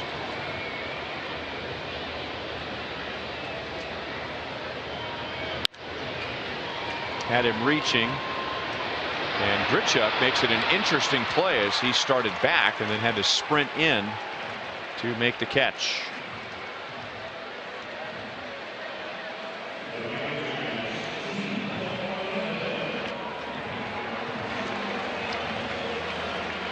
Saturday MLB on Fox Sports 1 continues as the Brewers take on the Braves during the afternoon game. That's at 2:30.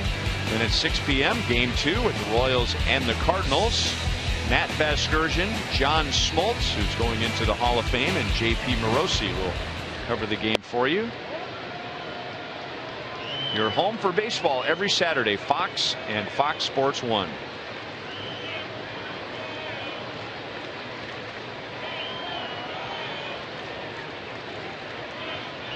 Paulo Orlando has 2 infield hits tonight, and now he pops it up into shallow right center field. 3 Cardinals are there, and it's the second baseman Wong going out to make the play.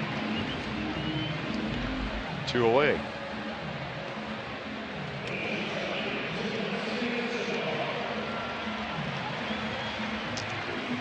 I'll be interested to hear after the game what exactly the visit was all about when Lance Lynn, after walking Alcides Escobar and then fell behind Mike Moustakas, and his manager there, Mike Matheny, along with the Cardinal trainer, went out to have a long chat with Lance Lynn, who talked his way in staying in the game.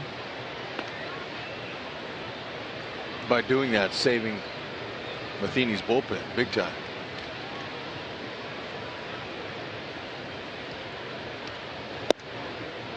Two 2-0 to Escobar.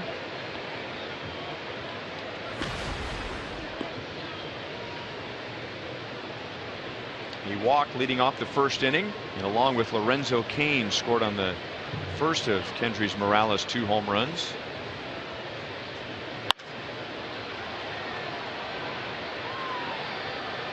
Two and one.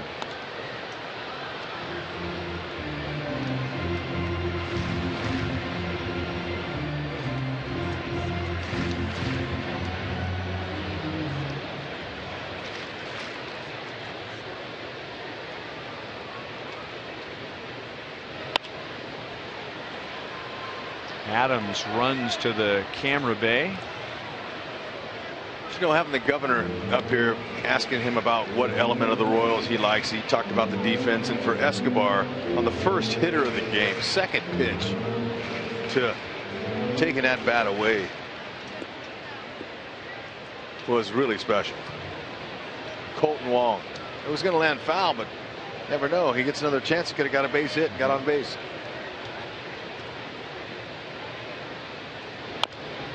Just never know who's going to make the play.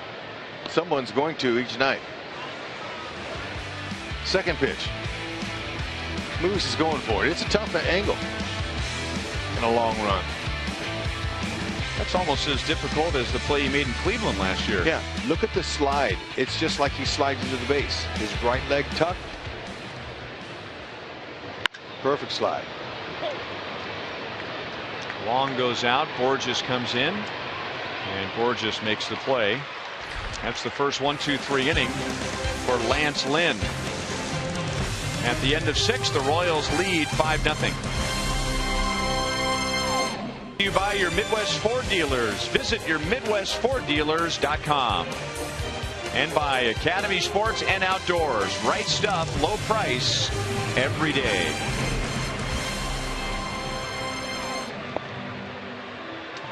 Downtown KC, not as much going on a Friday night as we are jam-packed at Kauffman Stadium for the first of 3 with the Cardinals. And the Royals make a Chevy call to the bullpen and bring on Franklin Morales after 6 more scoreless innings for Chris Young. And if you weren't with us at the end of the top of the 6th inning, in 4 starts with the Royals, Chris Young's ERA is 0.40. Man, he just keeps throwing zeros up there. Is that invisible?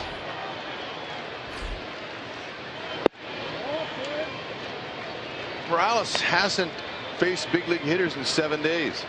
It's because of the outstanding starting pitching. There's no way around it.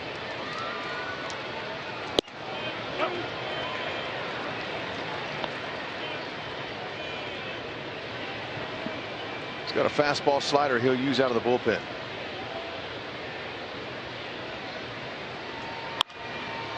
Hayward on 2 hops to Morales. Jason Hayward is 0 for 3. You know, Hud, one more thing on Chris Young. In his 4 starts, he has faced the Tigers twice, the Yankees, and the Cardinals. So it's not like he's, you know, beating up on the weakest kids on the block. It's even more impressive against those offenses.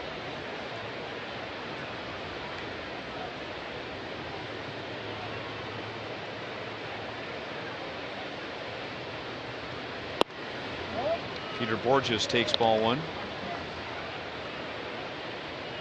Royals starters now in the last week have an ERA of 1.51. Well, there's a quick answer to the rotation issues. Starting to fold in, starting to compete against one another, starting to pass that competitive baton from starting pitcher to starting pitcher, and that's good internal competition.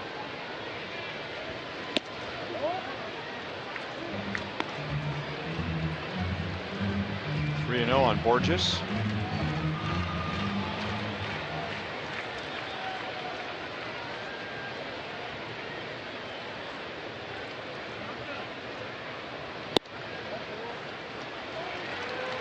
Salas has a 1-out walk, or Morales rather has a 1-out walk. And now the Cardinals will have the top of the order coming up. MLB.TV Premium is the #1 live streaming sports service. Watch every out-of-market regular season game live or on demand in HD with highlights, live look-ins, and pitch tracking every night on every device. Blackout and other restrictions apply. Visit MLB.TV for details.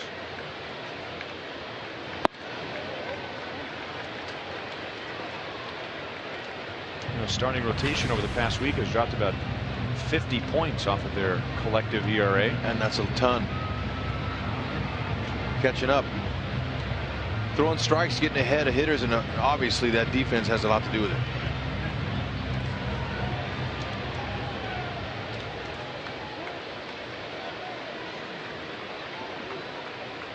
Morales perhaps showing some rust after a long layoff. 7 days, a long time. It's almost like a hitter sitting right on the bench and playing once a week. Really hard for timing.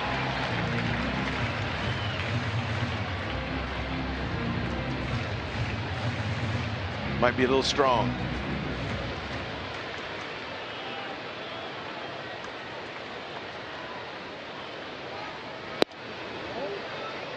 Two and one.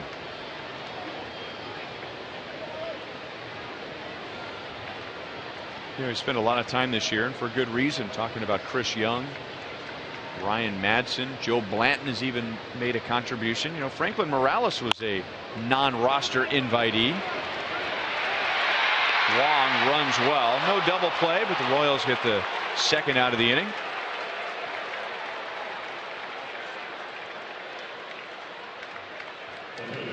So Chris Young wasn't even with the Royals when spring training began. Ryan Madsen was a non-roster invitee. Joe Blanton was a non-roster invitee. And Franklin Morales was a non-roster invitee. It's those kind of players, if they can perform like they're supposed to, can make a huge difference, and that's what we're seeing. A complementary of excellent athletes and pitchers to come in here to complement the already talented core nucleus of players and pitchers.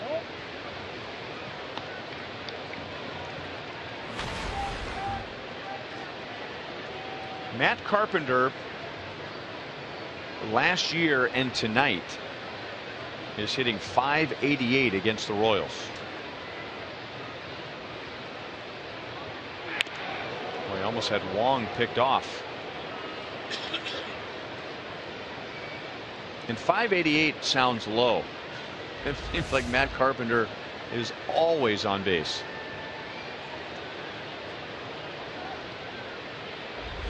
You hit for a high average like that, you're spraying the ball.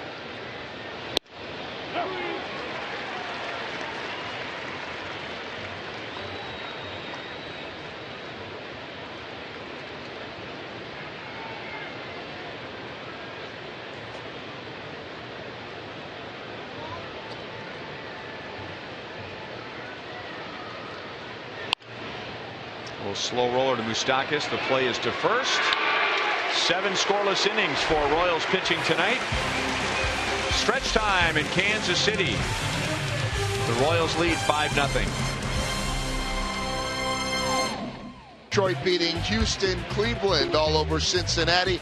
Texas one better than New York at the moment. Prince Fielder, though, 2 home runs. And Minnesota and Chicago. Phil Hughes taking on Jeff Samardzija. Our Mazda game break takes us to that Houston-Detroit game. Victor Martinez on the DL. J.D. Martinez, though, goes deep.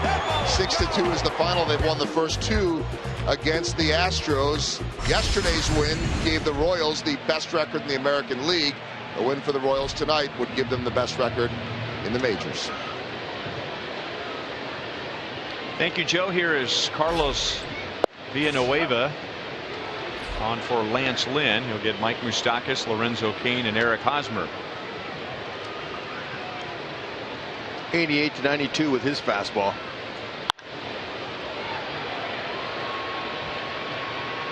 Hayward coming up in right field. Mike Moustakas is 0 for 4, 1 down in the bottom of the 7th.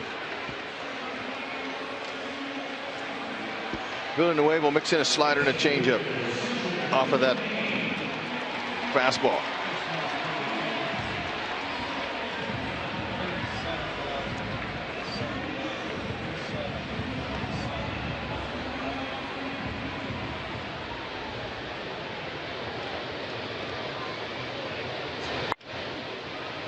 On the ground to Carpenter. Cain is out. Lorenzo is 2 for 4 with 2 runs scored. 37,379 for game 1.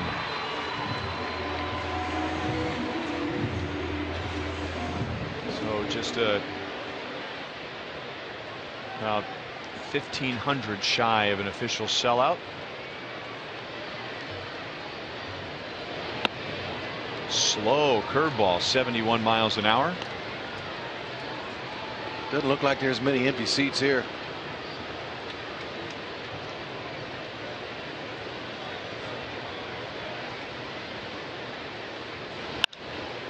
Oh, 2 on Hosmer.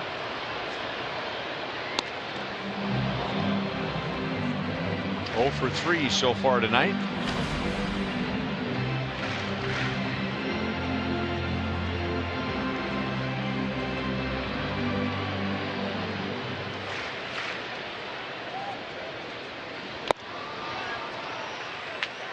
So Villanueva, who's had a very good year so far, glides to the Royals easily in the bottom of the 7th. Royals lead 5-0.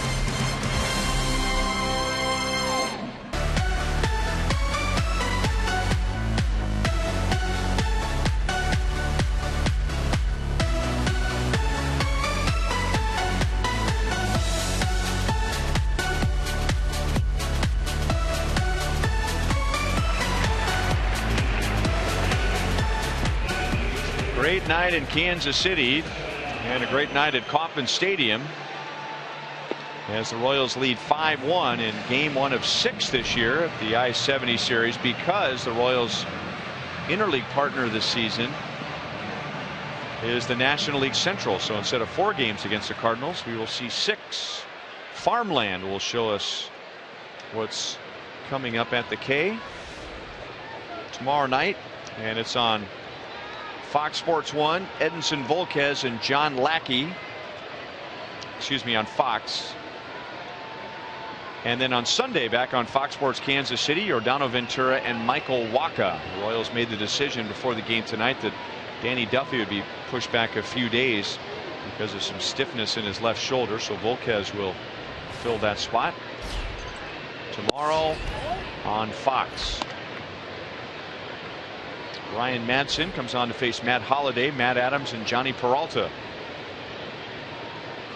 And this could be Matt Holliday's last chance tonight to stretch his streak, and he will. Not what he had in mind, but that's 39 consecutive games where Matt Holliday has reached base by way of a hit, a walk, or being hit by a pitch. Tough way to do it. He's got a pat on that elbow, but it got him in the shoulder. Phantom Cam slows it down. That got him on the forearm as well. Madsen's fastball anywhere from 90 to 94. He'll get a 95 once in a while. Great changeup. Occasional slider.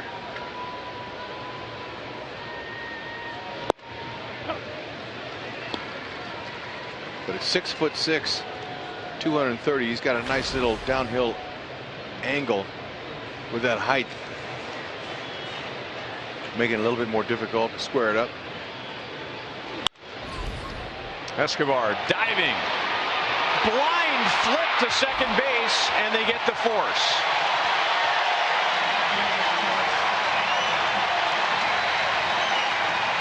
And a very modest tip of the cap.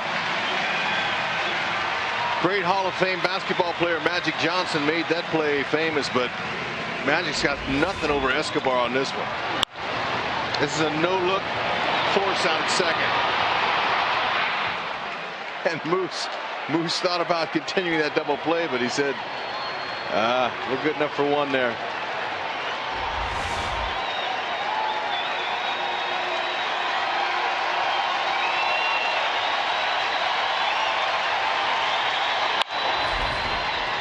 And now ground ball base hit into right field for Johnny Peralta. You know, I wish Peralta had not swung at that pitch, because the stadium was reacting like it would for a curtain call when someone hits a home run and goes into the dugout, and then there's a second roar of the crowd to get the player to come out of the dugout and acknowledge the crowd, and the fans cheered the play, and then they kind of processed it for a while, and there was a second wave of cheers, and the base hit kind of killed that. I wanted to see what Escobar was going to do.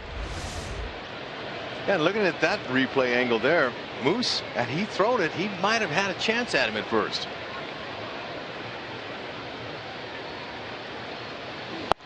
Yeah, I heard the roar too. I think had he not swung at that pitch, Esky might have had to tip his cap again.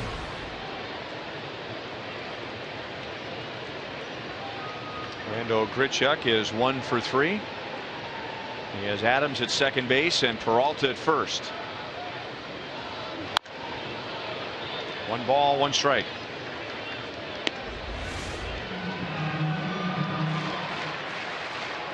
Now, was that a tip of the cap to the crowd, or was that the tip of the cap to his teammates? That's what the Royals do on good defensive plays. The dugout salutes the player, and the player answers with a salute. I'm going to say all of the above. 1-2 on Grichuk. Royals certainly respond here at the K. Their record 15-6.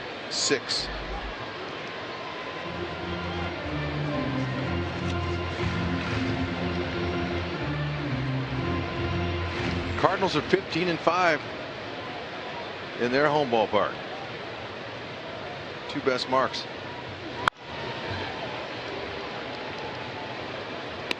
You know, defense is so hard to measure. They're getting closer to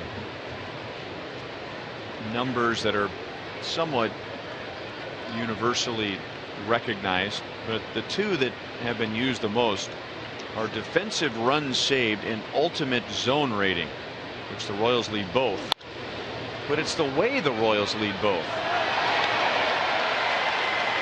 Now, just coming into tonight, and who knows, I mean, maybe whoever evaluates has declared the Royals have saved more runs, but the Royals have saved 14 more runs than the next closest team. Ultimate zone rating, and I have to confess I don't know what the score means, but the Royals are 28.7. The next closest team is 15.3. 2 down as Grichuk strikes out. So again, 28.7 leading the major leagues ultimate zone rating. The next closest club 15.3. Yeah, it's a different guy every night. And you know, every night these guys put their bodies on the line. That's the true definition of a gamer.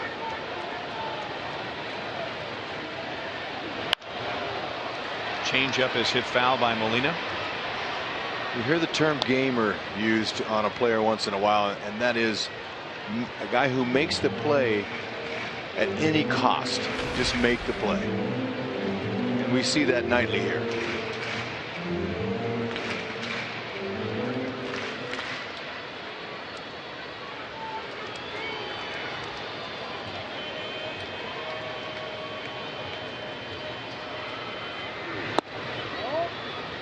One and one on Molina, who has a 2-hit game.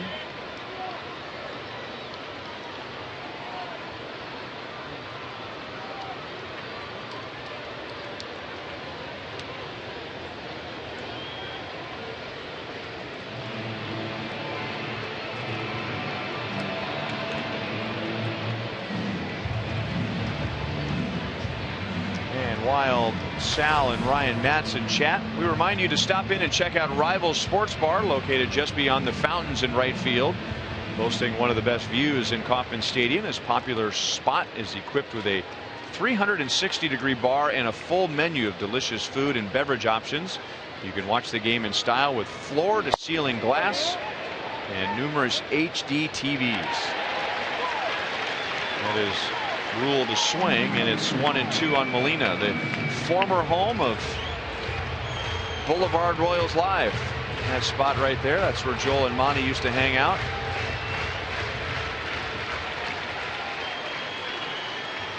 They become so popular that they had to move their location, and Fox built them a whole new set. 2 balls, 2 strikes.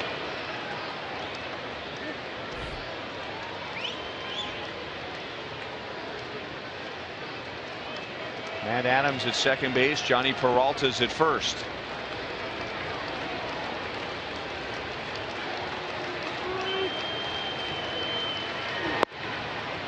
The Cardinals so far have been shut out, but they have not been completely shut down. They have 7 hits.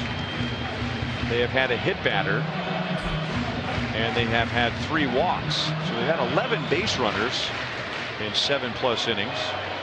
But as Royals pitching has done all year, they've been exceptional with men on base and especially in scoring position. And now the runners will take off, and Molina will walk to load the bases. Good idea on the 3-2 changeup. Madsen wanted to throw it for a strike, and he just missed. And when you miss with that pitch, that's exactly where you want to miss. Down.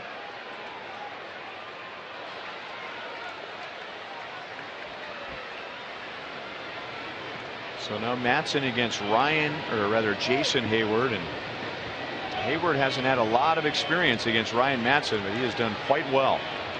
He is 0 for 3 so far tonight, and Madsen misses down and in, ball 1. 5 at bats for Hayward, 3 hits, and 1 is a home run. Adams at third, Peralta's at second, Molina is at first.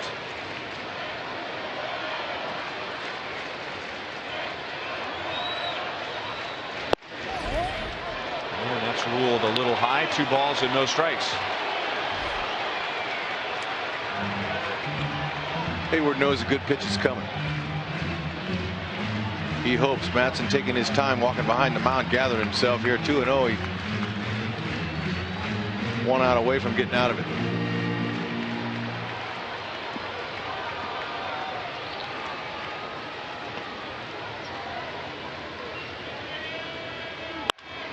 Up the middle, Infante slides, and there's another run-saving defensive play.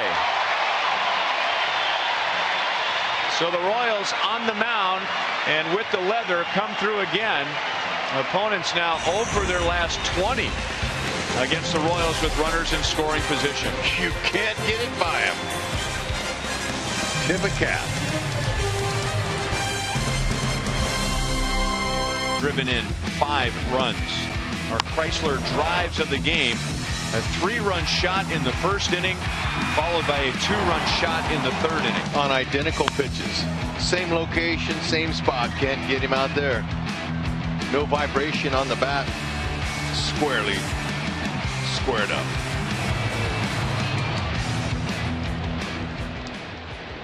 So don't forget about Kendry's when you're voting for your favorite Royals at Royals.com/vote.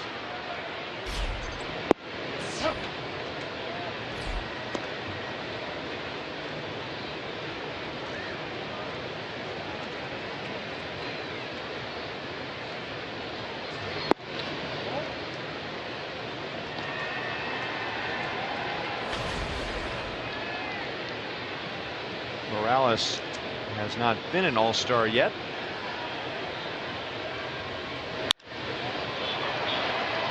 Villanueva had him reaching, and Borges will make the play in center field. Well, first time Morales is out, and he gets a nice applause ovation as he heads back to the first base dugout.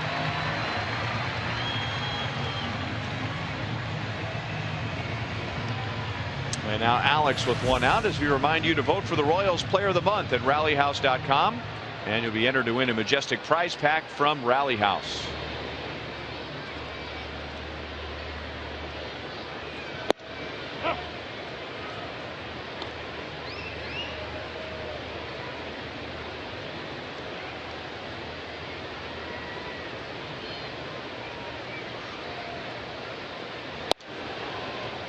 One and one to Alex, who had a 5th inning single. He is 1 for 3.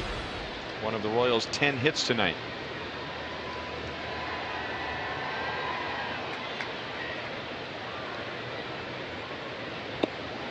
.65 miles an hour. That wouldn't break a pane of glass. He flips that up there, doesn't he?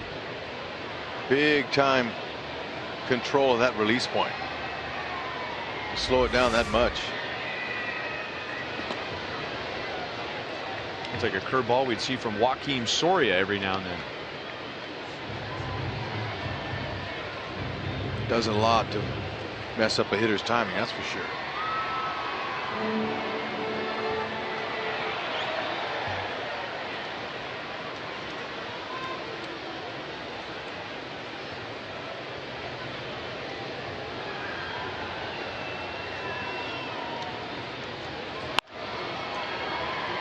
You know, I was on with the drive yesterday, the boys on 610, Carrington and Parkins, and they were really admiring Alex Gordon, but they couldn't get over his young son that runs and crashes into the walls because his daddy does. Pretty interesting. Alex strikes out, 2 down, and even will lie on his back afterward and pause like his dad will, you know, making sure that there are no broken bones and that all of his limbs are still attached. Yeah, we got to take another look at this right here. I mean, like, he came down. He hadn't even landed. He landed right face first into the fence. His feet had not hit the ground. Hochaver, he swears he could see Gordon's nose through one of the little squares there. It's crazy. That's going to be a knock. And it's a 3-hit game for Salvador Perez, who had already extended his hitting streak to 8 games. And the Royals have 11 hits tonight.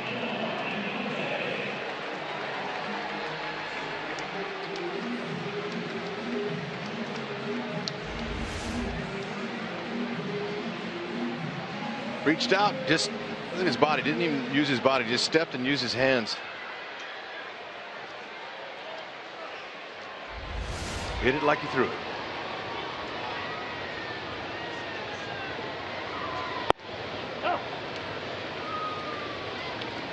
Omar Infante is hitless, so he has a 6-game hitting streak on the line.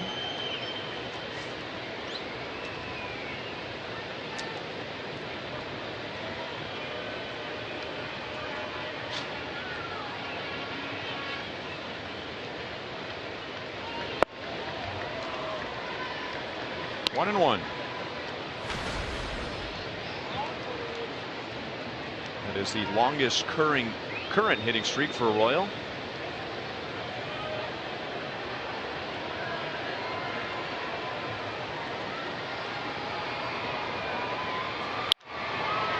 And Infante pops it up.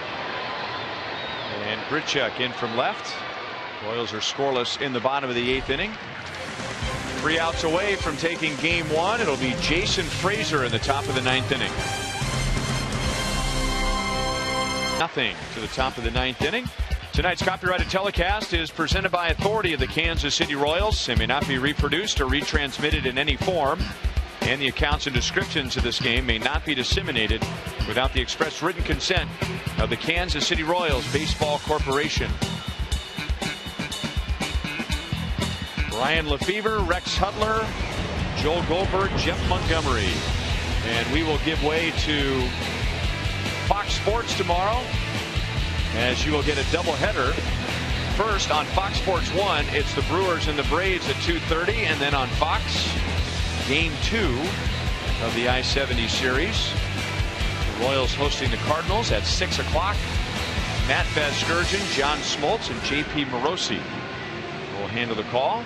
And then we're back on Fox Sports Kansas City on Sunday. Jason Frazier will pitch the top of the 9th inning.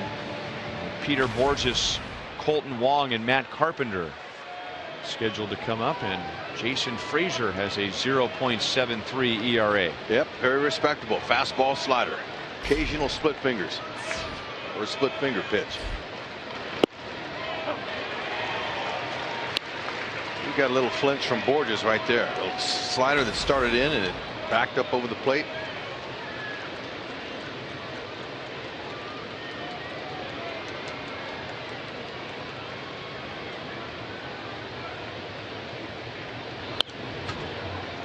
Oh, 0-2 on Borges, who has been on with a walk tonight, otherwise 0 for 2.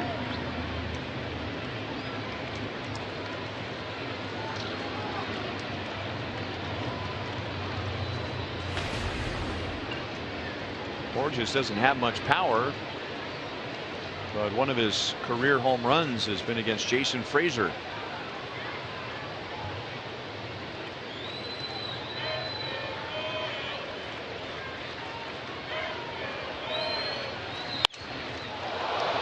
Busted bat. Escobar throws out the speedy Borges. 1 down in the 9th inning. The bat head traveled farther than the bat. I mean, than the baseball did. Ball's that's way out there at the shortstop spot. Phantom Cam will show you it's not pleasant. That's a jam shot. Look at all the muscles in the arms vibrating on that. Bat turns into slivers, and that bat head went all the way out to short. That is a jam sandwich.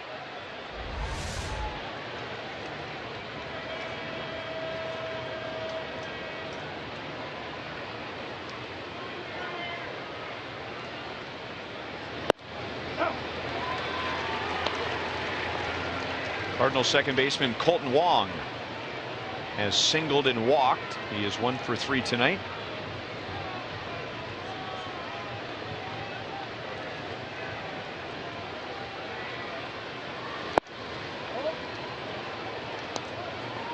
The Royals went 37 games this year without shutting out their opponent once. And now they're 2 outs away from shutting out their opponent 3 times in 4 games.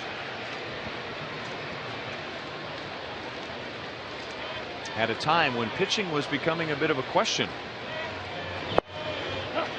At least the starting pitching, and man, have they stepped up over the last 7 games. Yeah, there was some whispers. You know, nothing loud because the team's in first place. They're playing good ball, but there was some whispers around. What about our starting rotation? Just in the nick of time before the natives get restless. 2-2 on Wong.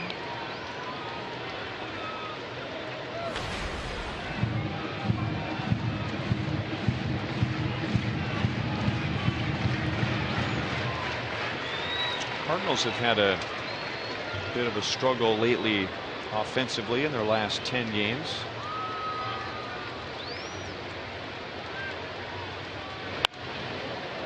Still 2-2. Averaging about 3 runs per game over the last 10. Striking out quite a bit, although they cleaned that up tonight. The Royals have only struck out 3 Cardinal hitters.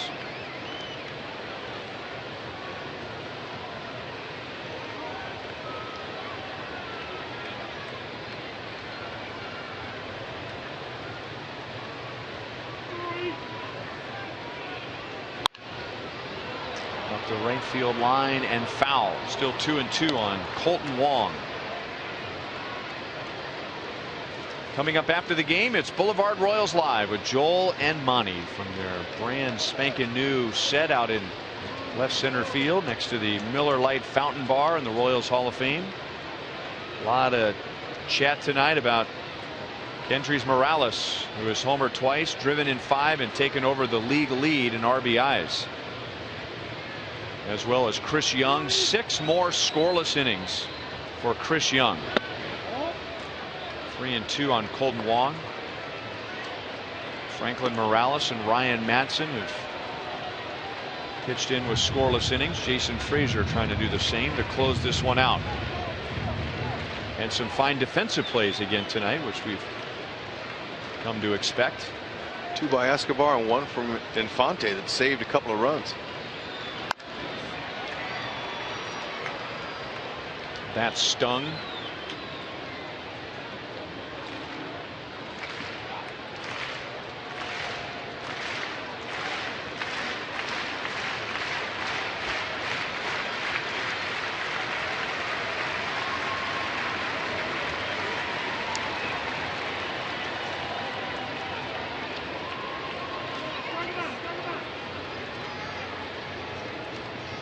Frazier trying to close it out tonight. He also closed out the game on Sunday. That was a 6-0 shutout over the Yankees. And Wong is really giving him a fight with 1 out in the 9th inning. Wong's a good looking player. 5'9", 185.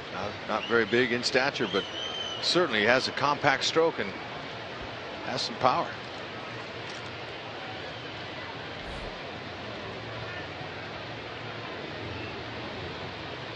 He hit 12 home runs last year for the Redbirds.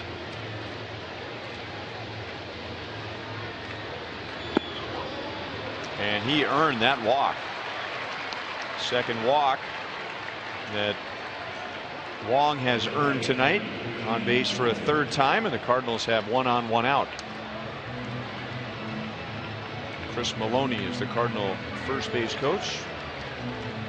Probably telling young Colton Wong that was a good plate appearance, especially with the team down 5-0 in the 9th inning. I mean, right now they're just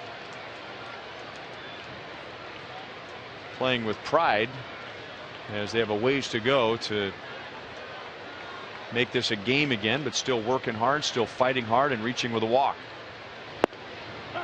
At the knees for a strike to Matt Carpenter. 2 more hits for Carpenter. He has 20 multi-hit games. That leads the National League. It leads the major leagues. It's hard to go wrong with his mechanics. He's really got a good base. Hands are in a good low hitting position. There's not a lot of movement. He takes his hands right to the ball. Doesn't get fooled that often because of his balance in his lower half. And he doesn't like batting gloves.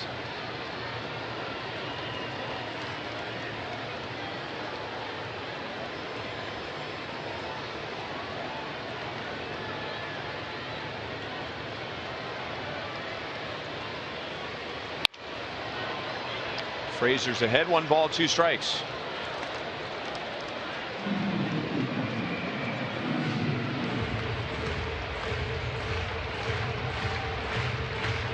That stung. Get off the end of the bat into the crowd off to the left field side. It sure did. Sometimes the batting gloves help keep that sting away. And if you're wondering what that feels like, it's like grabbing a handful of thumbtacks. That's a great analogy.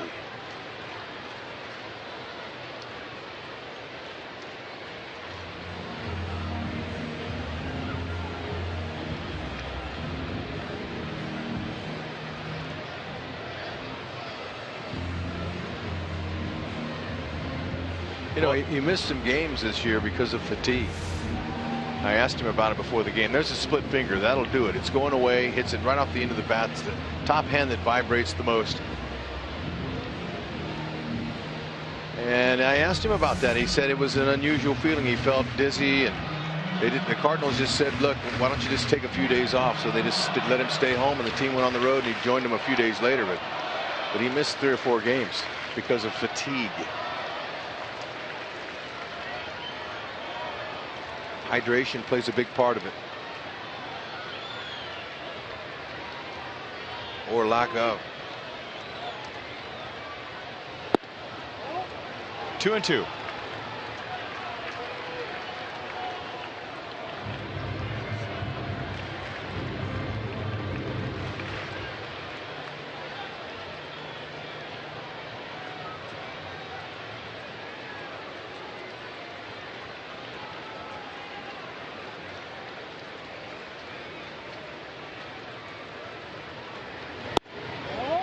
Again, just a little low. And now 3 balls, 2 strikes. And now some Royals fans who are ready for this game to be over and move on to the fireworks are becoming a little impatient.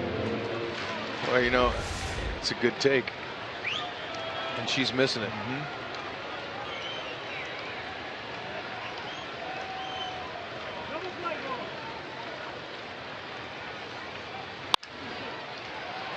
Out into left center field. Wong rounds second and heads to third. Carpenter is heading to second, and he hustles in with a double.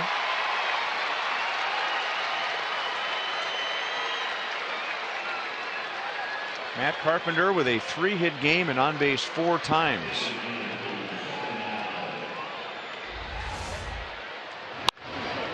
Well placed. With the speedy runner ahead of him, he decided he would go ahead and advance to second base. Good decision. And now this game is, and by the way, Carpenter leads the league with those 17 doubles. This game is 1 runner away from a save situation.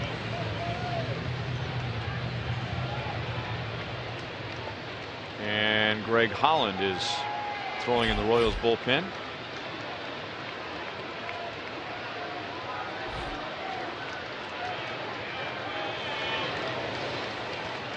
Second and third, one down to Matt Holliday. Most he has done tonight is he got plunked by Ryan Madsen leading off the 8th inning.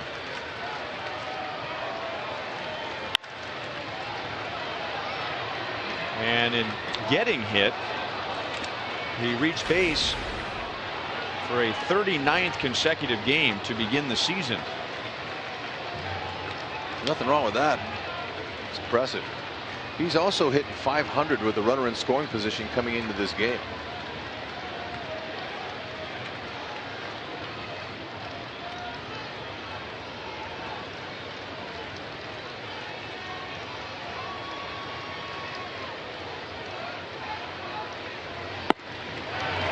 He is also 0 for 5 in his career against Frazier. And he was thoroughly confused by that pitch. It's 0-2. There it was. Had to have been a split finger. Missed that by a foot. Extremely effective pitch. He doesn't show it a lot, but he'll get a righty or a lefty with that pitch.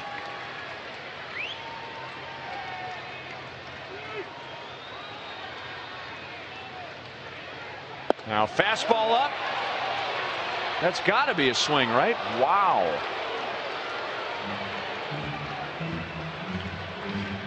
Split finger down, four-seamer up. No, all right. From up here, I thought he went farther than that. But that's a strong, strong man to be able to trigger like that and be able to stop in time to not commit at that pitch.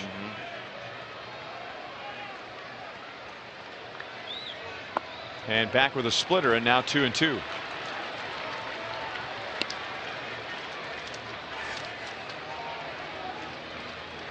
Frazier takes his time, thinks out his pitch. He knows himself very well. He's a veteran of over 10 major league seasons.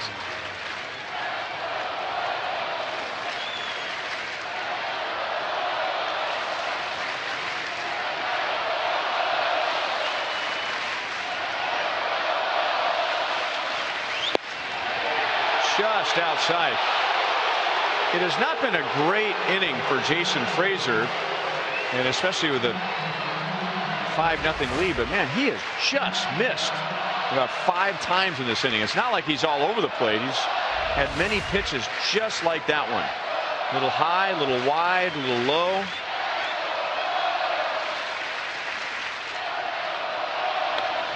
And Holliday just got a piece of it. Still 3-2. Frazier not giving in.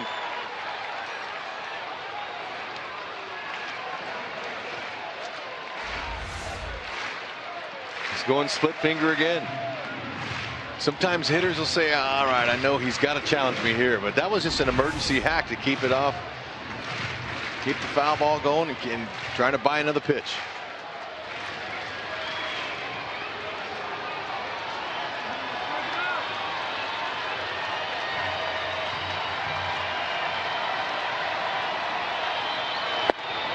Got him looking. Home plate umpire is Mike DeMuro. Holliday pleads his case that that pitch was down. That's a big out. Sure was, and that's a perfectly located pitch. Frazier thinking it out. Concentration, execution of the pitch. It's excellent.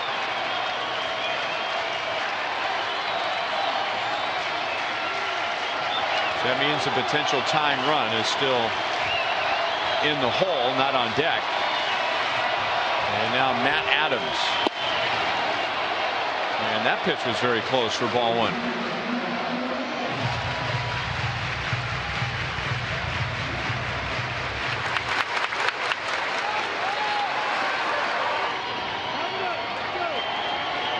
Matt Adams is 0 for 4. He has never faced Jason Frazier.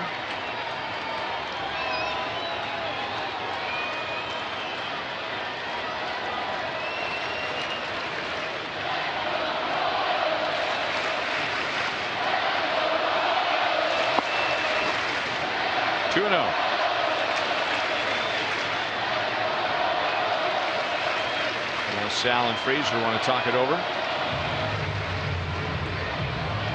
So the Royals are going for a shutout, their third shutout over the last 4 games. The Cardinals are trying to end a 21-inning scoreless streak. We were just talking about how they've struggled in their last 10 games offensively. And now over the parts of the last 3 games, they have gone 21 consecutive innings without scoring a run. 2-1.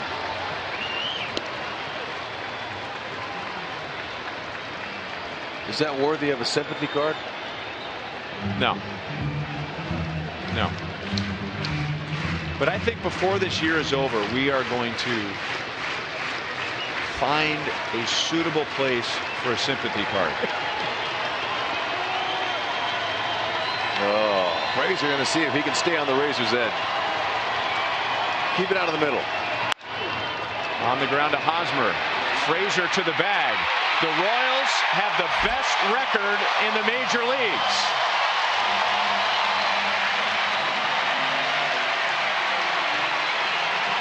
Kendrys Morales leading the way at the plate, driving in all 5 runs with 2 home runs. And on the mound, led by Chris Young, who started with 6 innings. The Royals have shut out their opponent for the 3rd time over the last 4 games.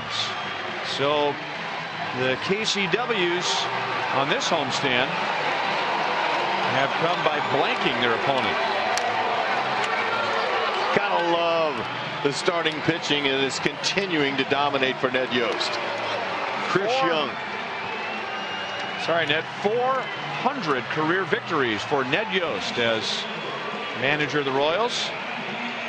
And he is now 11 wins shy of Whitey Herzog. That's right. Morales set the tone early. That fastball inside wasn't working for Lynn. At least to Morales it didn't. And then he tried it again. Morales, same spot. Fastball. He drove that out of the yard too. Instead of 3 stakes, it was just 2. But he's our star. And he is down on the field with Joe. All right, Ryan, thank you very much. Joined by Kendrys Morales, 2 home runs, 5 RBIs. And Pedro Grifol here to help with the translation. Kendrys, what do you think about the I-70 series? ¿Qué tú piensas de la serie de la I-70 de nosotros contra ellos? Bueno, principalmente estamos pensando en ganar, ¿no? Y nada, nos está saliendo las cosas bien y para adelante. The most important thing is to win a baseball game, and today, thank God, everything turned out okay, and we won a game. 2 home runs on the game. Tell us about both of those. Any doubt at all? 2 honrones hoy que si pensaste que los 2 honrones se iban desde que le diste la bola. Bueno, le conecté bastante bien, ¿no? Y nada, gracias a Dios que se fueron y pude ligar la carrera. I was fortunate enough to make good contact, and you know, once again, thank God I was able to drive in those runs. Are you watching Salvi right now? No doubt. You see Salvi? He's coming. I could let all you know. Here he comes. Oh, that didn't work out.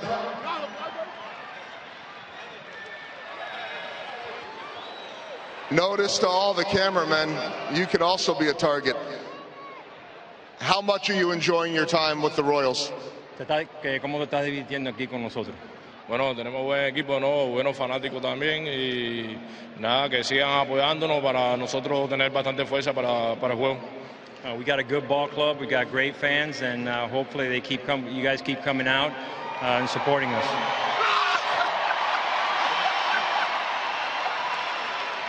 Well, Pedro, we better get another translator next time. I'm done. Pedro Grifol, Kendrys Morales, great job tonight. Guys, let's go back up to you. Well, they knew it was coming, so they had time to prepare. Watch out, John. As Salvi went over the top. But then assuming that Salvi was done for the night, there he is with a smile from here to St. Louis.